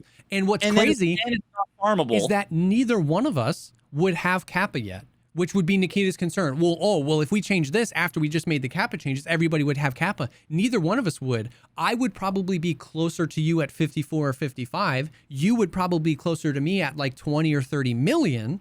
But but it would still be a grind for both of us. So it's a win-win-win-win-win, because BSG still wins by putting this carrot at the end of the stick and making it hard to, you know what I mean, to get this thing. But it means that it's like, exactly, once again, options. It means that if you want to get XP and money, you can farm factory, because the players are going to be a little bit more XP and the dog tags are going to be a little bit more money. It means if I want to play woods and get decent XP, you know what I mean? Like I had like 2 or 3 woods raids in a row where I killed like 4 to 6 PMCs. We were just on a tear, and I'm walking out with 7,000 XP. You know what I mean? And so it's like, the XP is busted. It's always been busted, and it's heavily biased towards a couple of things. I totally agree with you. Oh, you know what? You can see the breakdown of experience. What's your in the upper left hand common stats? Okay. So what I want to know is, what's your survival experience? At the bottom. Start at the bottom. 150,000. Mine is 160,000. So we're even there. Insane. Yeah, but how many of you survived? Because you have a better survival rate, but you have less raids. Yeah, I've survived 500 raids. 496. 533. See, so that I have twice as many raids, but okay. Yeah. So survival experience is equivalent. Yeah. What about healing experience? 68,000. Okay, 84,000. So I've got a little bit more makes sense. healing. More raids. Looting experience. 560,000. 840,000. Yeah, that probably makes sense, because looting higher value stuff gets you more XP. And if you're playing, I don't loot high value shit. I only ever loot grenades and PMC dog tags. Yeah, but I guess when labs is working, like going into black and looting 10 stims is infinitely more XP than me on woods looting cigarettes and bandages. Yeah, maybe. Either way, you have approximately 30 or 40% more raids than I do, and that's maybe you have like 50% more looting XP, so maybe you're just better at looting. What's your, well, I doubt that. Ask Twitch chat. What's your kill experience? This is going to be it. 687,000.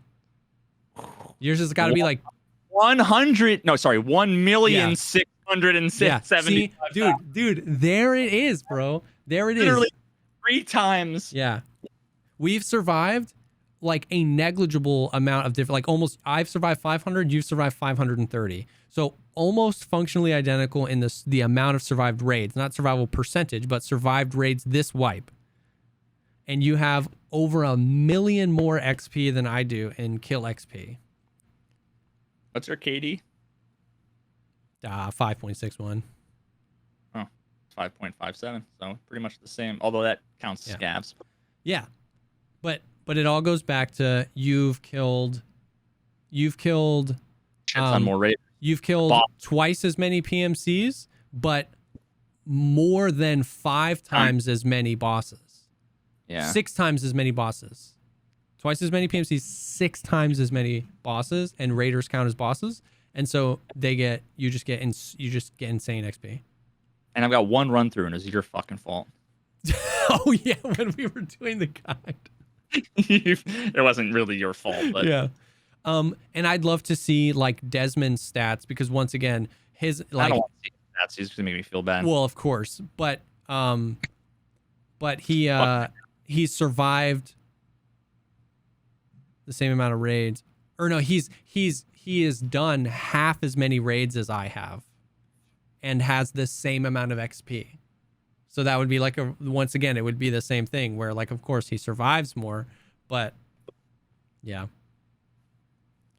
All right, so I'm gonna write something up, because I got to condense down all of the benefits. Yeah. but yeah, I'm gonna write something up basically saying, figure out a way to make it so that you cannot farm your friends' dog tags. Yeah. And so that you can't farm your friends for XP. And then buff XP for PMC kills. Yeah. Buff the value of dog tags to the point, like to a reasonable point where like I'll probably end up, I'll figure out what the formulas are, I guess, maybe, and then Nikita does way better when you say the knob is currently at 3. Yeah. The knob should be at 7. But if you say the knob is too low, yes. he's like, yes. I don't. He doesn't have time to think about where it is, where it should be. He appreciates a direct suggestion. What else he appreciates? Kappa level 60. I'm like, hey, it took me 8 billion years to do this. He's like, oh. Yes. Yes. The other thing he appreciates is like walk. I feel like obviously not like a baby and not in too many words, but like walk him to the end result. Like this makes more people play the game the way you designed it. It makes going to other maps more beneficial. It makes PvPing more beneficial. Like this isn't. What's interesting is that if both of those things happened, it wouldn't change labs at all. Because what we're not calling for is like, at least currently, I was earlier, but like currently we're not calling for a reduction in XP from raiders. It's just buff PMCs a little bit and buff the price of dog tags. So if you still wanted to 0 to 100 grind to Kappa ASAP, that hasn't changed. But for it still takes forever with labs. Yeah, it still takes forever. But for everybody else, because realistically, it's 1% or less of people that do that, of 0.01%. You know what I mean? Like I think Sheaf got Kappa the other day, and I think he was the 17th person to get it this wipe. Okay, and 17th, and we know at the beginning of the wipe they talked about we broke new records. We had 200,000 concurrent players. So for the other 199,000 of us that aren't currently grinding labs, what you're doing is you're incentivizing us to stay around for the wipe longer because you're giving us a more diversified way to make cash and a more diversified way to get XP. And that means I can rotate around the maps and push PvP as an incentive and be rewarded for it both financially and with XP. And so like I feel like walking him to that conclusion, being like, this makes Kappa like a few percent easier to get, but it incentivizes people to play the game more like the way you want it to play and less of like, once you get to 42, there's one lane to your final achievement. All lanes merge to one lane, and that lane is labs. The fucking exit beforehand, i.e. they're not playing anymore. They don't like that stretch of road, basically. Exactly. So Nikita, if you really want to limit Kappa, if that's like a real concern of yours, would you take a 1% increase in the amount of Kappa for a 30% increase in like concurrent players 2 months into the wipe? Whatever bullshit analytics I couldn't pull out of my ass, but like that would be my guess. Something like that would happen. So I'll talk to him about it and see. Yeah. And here I am. You know what I've been doing? I've been begging the power washing simulator people in like Twitter. I'm like, oh, you guys need beta testers. Let me help you for the game. And they're like, nah, dude, we're okay. I'm just like, and there's like 7 people working there, and dude, I'm like, that's so funny. That is funny. Like, so funny. Wow, that I did not expect that to go down the rabbit hole that it went down, but it was good. As far as Tarvkov goes. Not a whole lot of insane other stuff. Obviously, Kappa reduced. The loot changes happened. So, the loot is back, quote unquote, which really isn't mean it's back. It means it's fixed. They did reduce the flea market requirement from 20 to 15. No, I did not know about that. Yeah. It just happened one day. There was a note. There was like a little tweet picture, and it was the first time it was in English, and it was super vague, and it was like, we're looking to expand operations to get more buyers, and everybody was like, what? And then it was like level 15. A lot of people have been asking me, is it an event? Is it permanent? I don't know. I think the whole point of level 20 was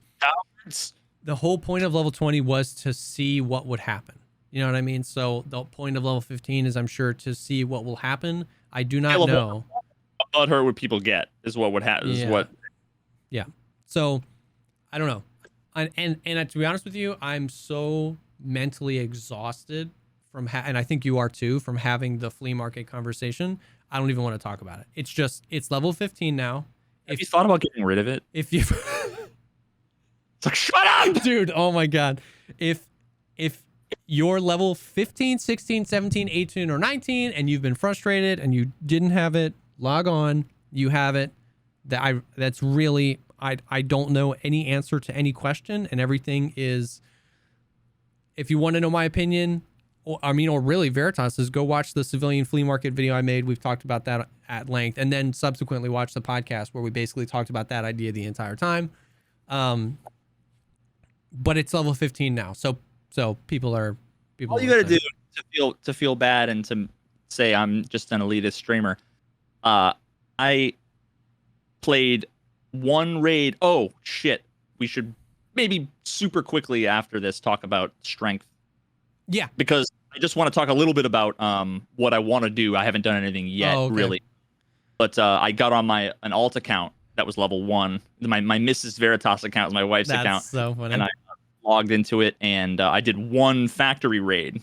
I'm like, I'm just going to use the gear and hop in a factory and see. And I got to level 5 in one raid. with the default M4 and 855. Yeah. It's like, well, that just...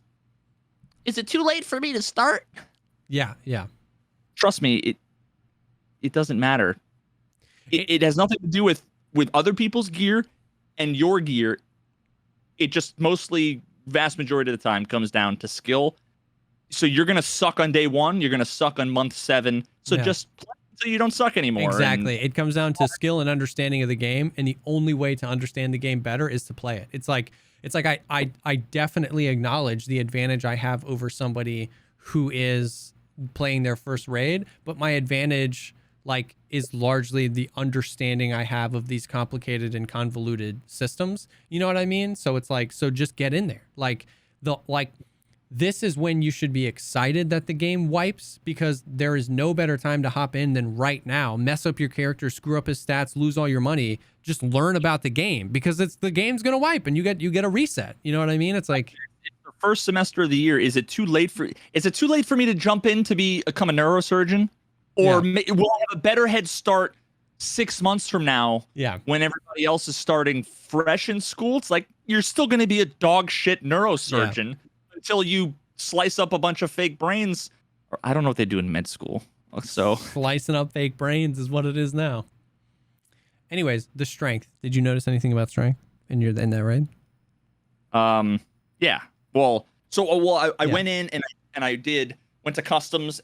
Over by boiler spawn, there's that long straightaway with the fence. Oh yeah. And I recorded me sprinting from the wall as far as I could until I ran out of stamina. On my max level strength account, just totally naked, no gamma, nothing, completely naked. Now I do want to test. I have to test more where I want to have someone be like a cameraman. But what I wanted to do was I had the two people running. And I was able to put the footage side by side, and I made a little finish line racetrack where you could see 2 dots. Oh my god!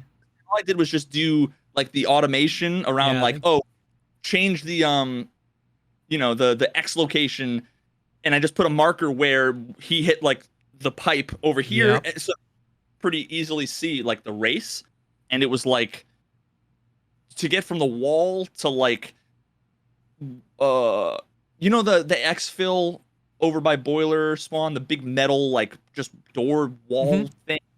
So I had my back to that and I ran towards just the middle of customs. Along the road. So and the finish line was basically you hit that building on the left where the PMC loot room is, and the thing with the green room. So that was he got there 2 seconds or something before, which is it was so insignificant from sprint.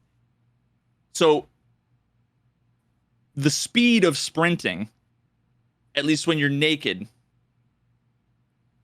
it seems to me to be almost insignificant. You couldn't fucking tell, it was so minor. Now it's more relevant when you put a bunch of, I'm gonna put a Ford armor and a backpack things and then do and see, then it's going to be, I'm sure, much more significant.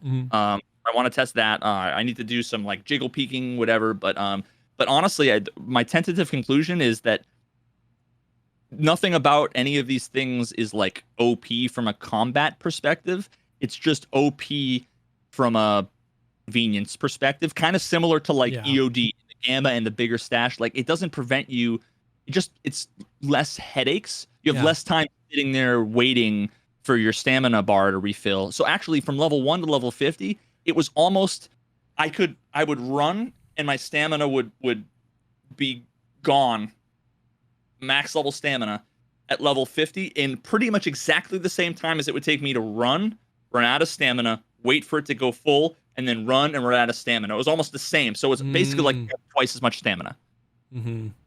Which is like, I'm actually surprised. I mean, I'm not saying it's not significant, but it's also like not that significant. I would thought it would be like 10x more or something. At least that's what it feels like.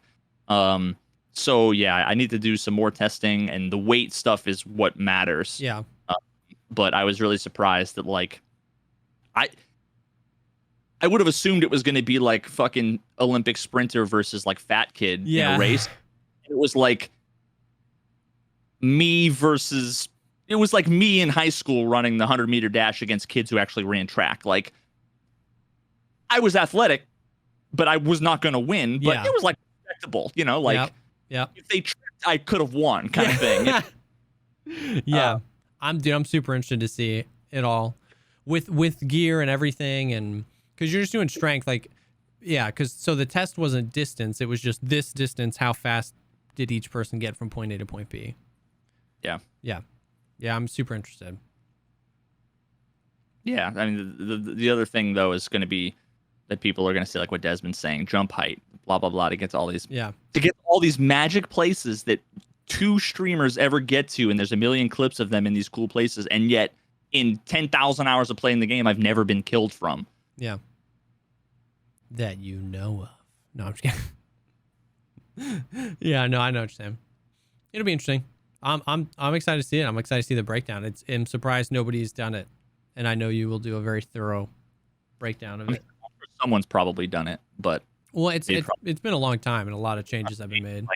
So they won't get 12,000 views on a video that someone's making. Like I will. So come on.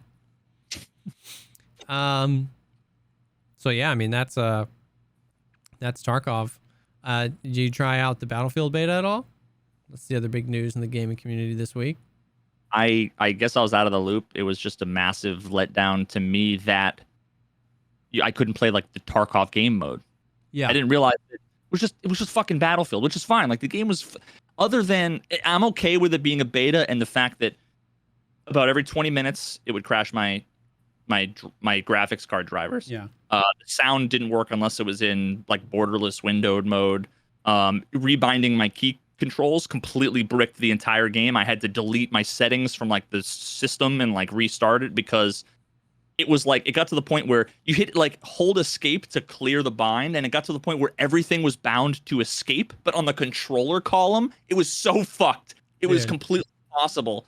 So I'm like, you know, I managed to play a bunch, and it was like, it just felt like every other, it felt identical to Warzone, COD, Battlefield, all the games I've ever played, just like running. And you know, there was some cool things, like I like the modding UI and whatever, but I want to play the Tarkov game mode, and if that's not good, I'm not going to play the game. And it's not to say it's a great game, it's just I don't like.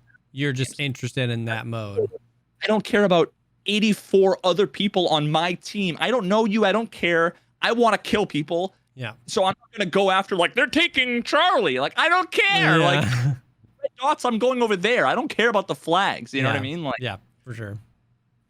It was a really interesting experience.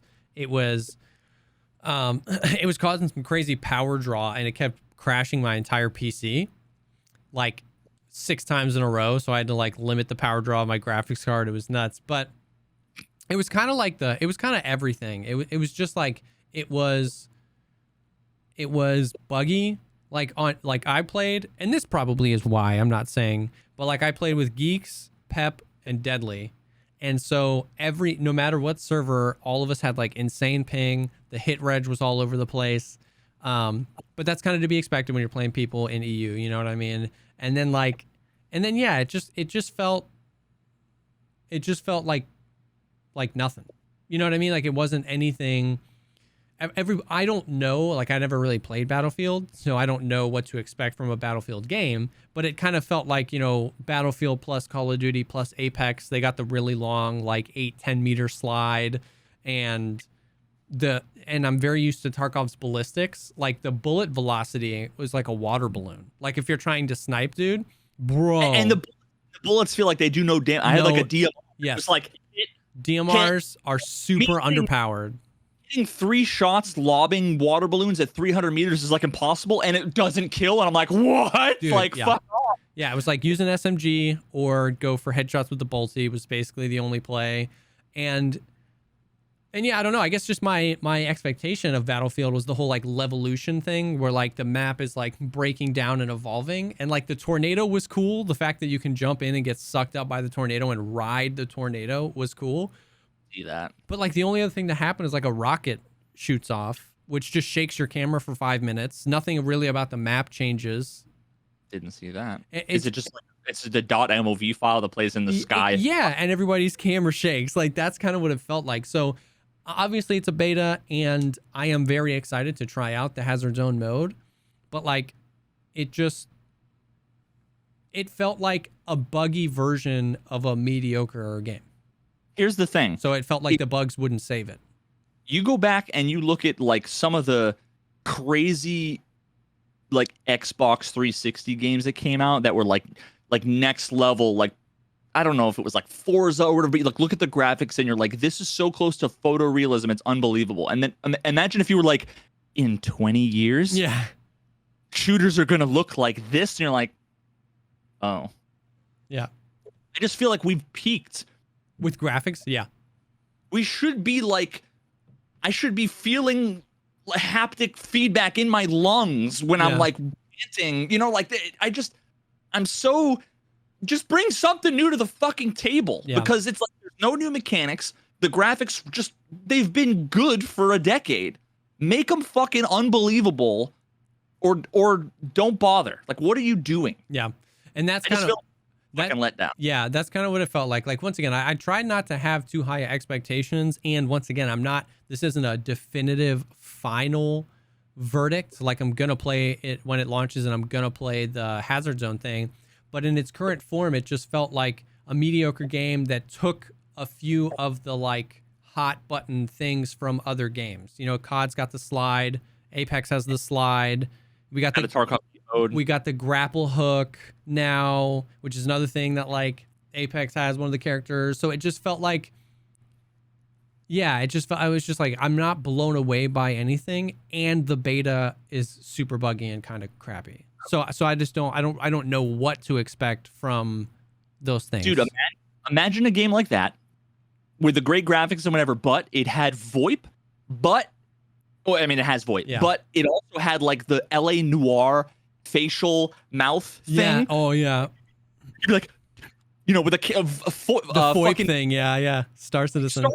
You're like, dude, oh my god, and you're like looking at the like, immerse me, do something next level for once. Nobody's done anything for like a decade.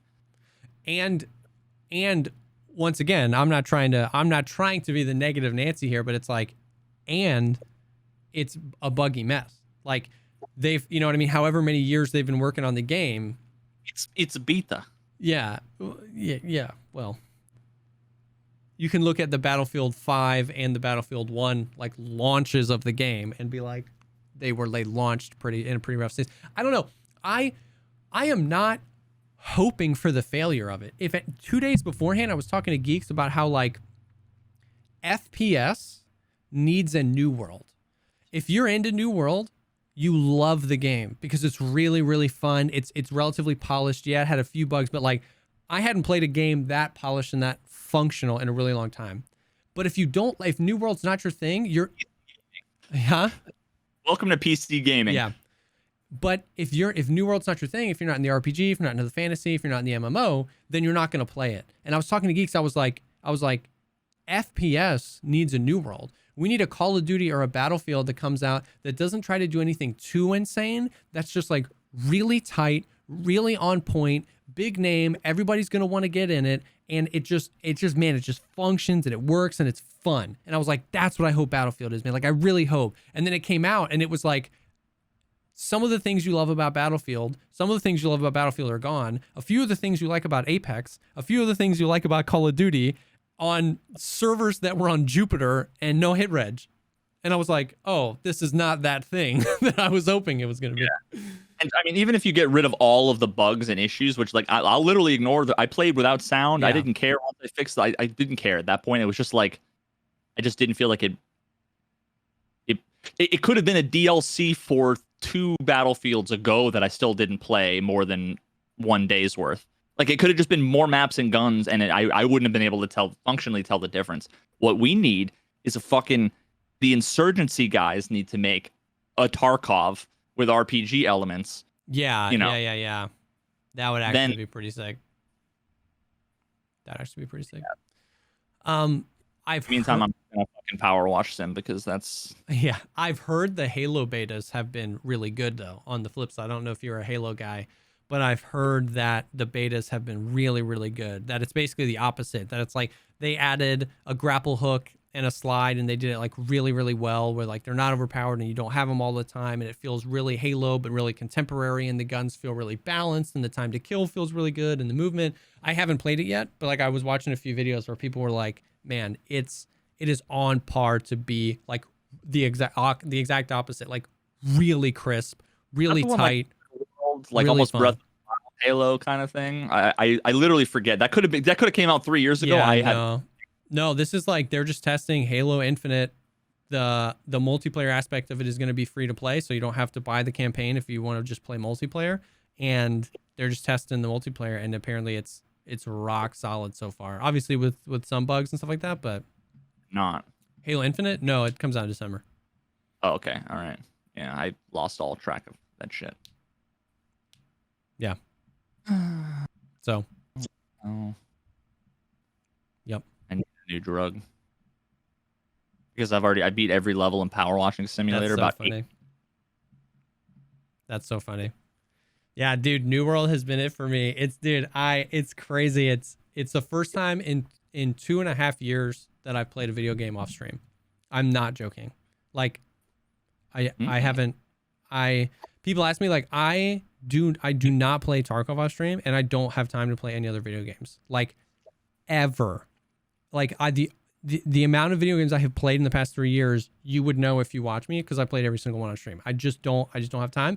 And like 4 different nights since launch, I've been up until 3:30 in the morning playing with Sealable. Just like I just can't stop. I can't stop. And it's felt so good to feel that again. I underestimated how good it felt to just have a game to vibe with, right? To not be like stressed and like trying to get meta and like I'm all in on Tarkov. I don't want to lose my money. I want to I want to ditch my insurance stuff good. Like I'm in it. But to just like run some quests or chop some trees, I forgot what that felt like, to be honest with you. Telling like, so Diablo, I don't give a fuck about the story. I just like the gameplay and the mechanics. Is like, what is it about it? Is it like, well, it's addictive gameplay or it's a good story? Like I love the story in Skyrim, but I also like the game. It's super story light. Dialogue. Yes. Yeah. Like you don't care. You just it's super story light. Like games like Final Fantasy Online, like that's got a really compelling story for an MMO. Yeah, I mean, part of it is because I haven't really been into an MMO before. There are plenty of people in chat trying to gatekeep my love for it, comparing it to other games and saying my opinion is wrong because there are other games that are superior, LOL. But I've just, that's just chat. I have never played an MMO before, and it is a literal IV of dopamine. It is just like you can never walk 2 inches in that game without something to do. There's a side quest you can pick up. I'm trying to level my skinning because at level skinning, I can skin these animals. There's that tree. Oh, there's an iron node. I need that so I can craft better things. I'm also trying to get my mining skill up so I can mine gold and platinum and star metal and these things. And the crafting system is choice. It's really, really good. It's a really viable part of the game. You can level up crafting. You can craft really good gear. It's fun. There's like a Tarkov flea market, but the map is broken up into like 12 zones, and the market is only for the zone you're in.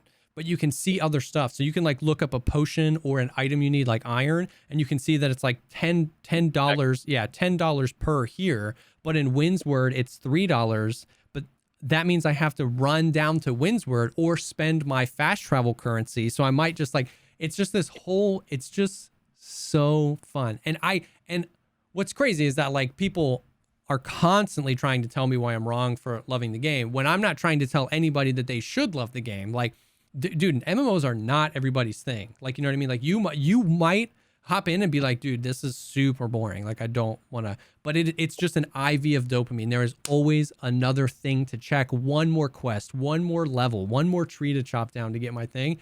And it just stays that way. It never lets up. It's just tons of fun. And there's runs like the quest variety is not that good. All of the quests in the game are kind of like 4 different quests.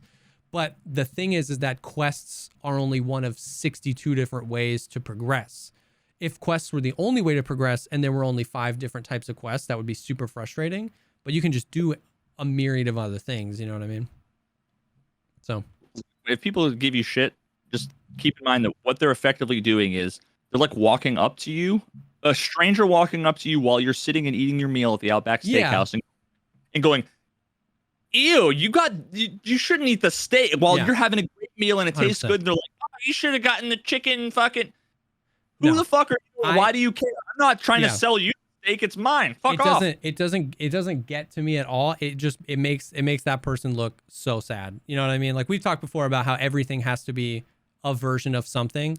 Like, you know what I mean? Everything is like, this is just RuneScape with goats. This is just Tarkov with this. This is just this with that. This movie is just this TV show with this.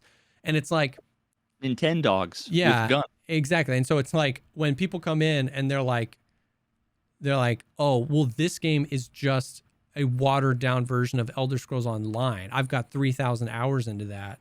It's like, well, I've never played that, nor do I care to. I'm playing this and having a lot of fun. You're actively watching a game that you don't like and commenting about it like somebody paid you to come in and talk about that other game. It's like, dude, I'm vibing. Like, it doesn't get to me. It just makes me feel sad for those people. Like, because it is exactly that. It is walking up to somebody in a restaurant and telling them that what you ordered sucks. And it's like you look like a fool when you do that. Elder Scrolls Online was just... Everybody wanted it to be Skyrim Online, and it was nothing like it, and it was the biggest fucking letdown failure ever. Well, then you realize that Elder Scrolls Skyrim is just a worse version of Oblivion. But Oblivion wasn't as good as... And what's funny, and this is so funny, when Elder Scrolls Online came out, at least from my perspective, almost everybody hated it because this same thing was happening, and everybody was going, well, this was just trying to be WoW, but it wasn't as good as WoW. And then when you tell people that, where it's like you're telling me that this game sucks, but Elder Scrolls Online sucks, and then they'll go, well, yeah, but they've had like, it's so good now. They've had like 6 years to refine the game. Dude, No Man's Sky, man, No Man's Sky. No, so they'll be like, yeah, no, but Elder Scrolls is really good now. They've had like 5 or 6 years to refine the game, and it's like, okay, so you're telling me that the MMO you love sucked at launch, but is good 5 years later, and you're going to compare that experience to a game that's been live for 72 hours. Like, well, no, you have to play Elder Scrolls for the next 5 years until this game. You won't give the game I'm playing that same benefit of the doubt that its shortcomings could be overcome in the next few months. And it's like, it's just the logic. Once again, going back to last week's, the logic breaks down. Was it fractally wrong on so many levels so quickly, and it's about something that's so unnecessary, because what we're talking about is my objective opinion on how much I'm enjoying the game I'm playing. If you're watching a game you hate, like in today's world with how much entertainment we have at our fingertips at any given time, you've got a Netflix account, bro. If you're spending your time watching a game you don't like, bro, you've got a way bigger problem than me playing this game. You know what I mean? So it's funny. Tell him. Soldier Boy JesseKazam, tell him. It's JesseKazam coming in. But that's been because I totally get what you're saying. You're like, I need a new drug. You know what I mean? And that's been my new drug. I might try I downloaded it and got like halfway through the tutorial because it's like a required tutorial, but Magic the Gathering Arena. Get back into Magic. Because you were like into that for a while, right? I know you got the I've been playing Hearthstone. Hearthstone is just my go-to game because I can play it. It's turn-based and like I can play it while not fucking paying attention to it. Yeah. You know? So I can edit and also make music while also playing a game. Which is insane. Yeah, so I might play some Magic tonight. We'll see. All right.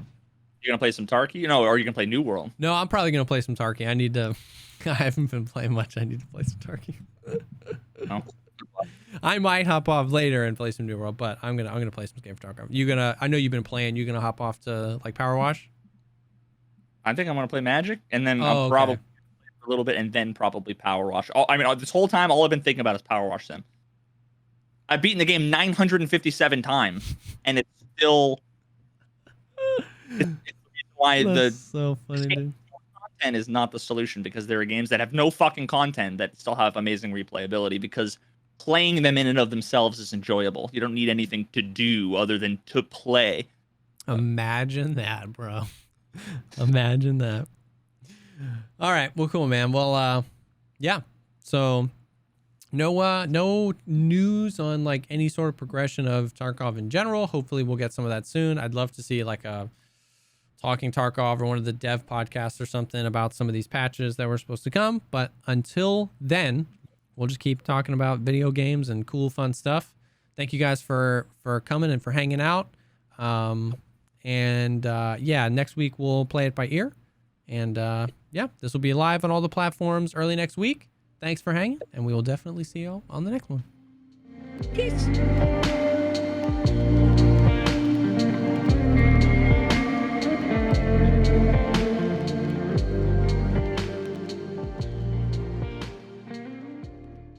Arena Magic the Gathering. What the fuck is it called? Magic the Gathering. Dungeons and Dragons. Gwent. Dude, I wish. I want to play D&D. I've never played D&D. Dude, oh my god. There's something about taking an RPG to its like bare minimum, where it's like you have a sheet of paper with like skills and you have to like put a check mark in a thing and keep track of your HP. That is like, I've only played it once.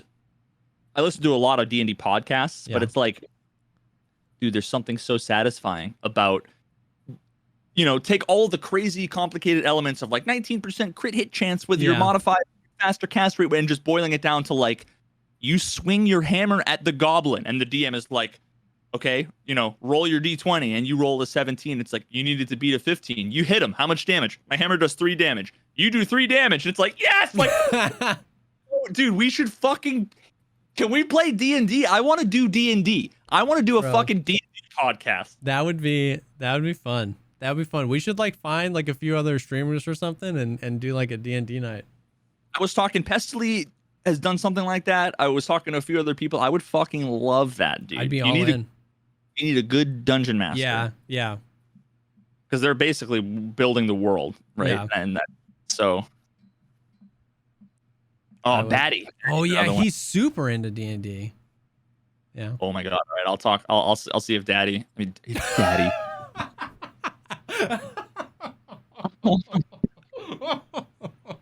I mean, I'm just gonna call him Daddy from now on. I'll see if Daddy. I was thinking Dungeons and Dragons and then Batty, and I just said Daddy. And it's perfect because on my stream for 2 weeks I've had giving Leather Daddy a paddle and just like spamming Daddy. We're gonna play Magic with Daddy. Oh my god. I'm so glad I was still recording. That's gonna be the intro for sure.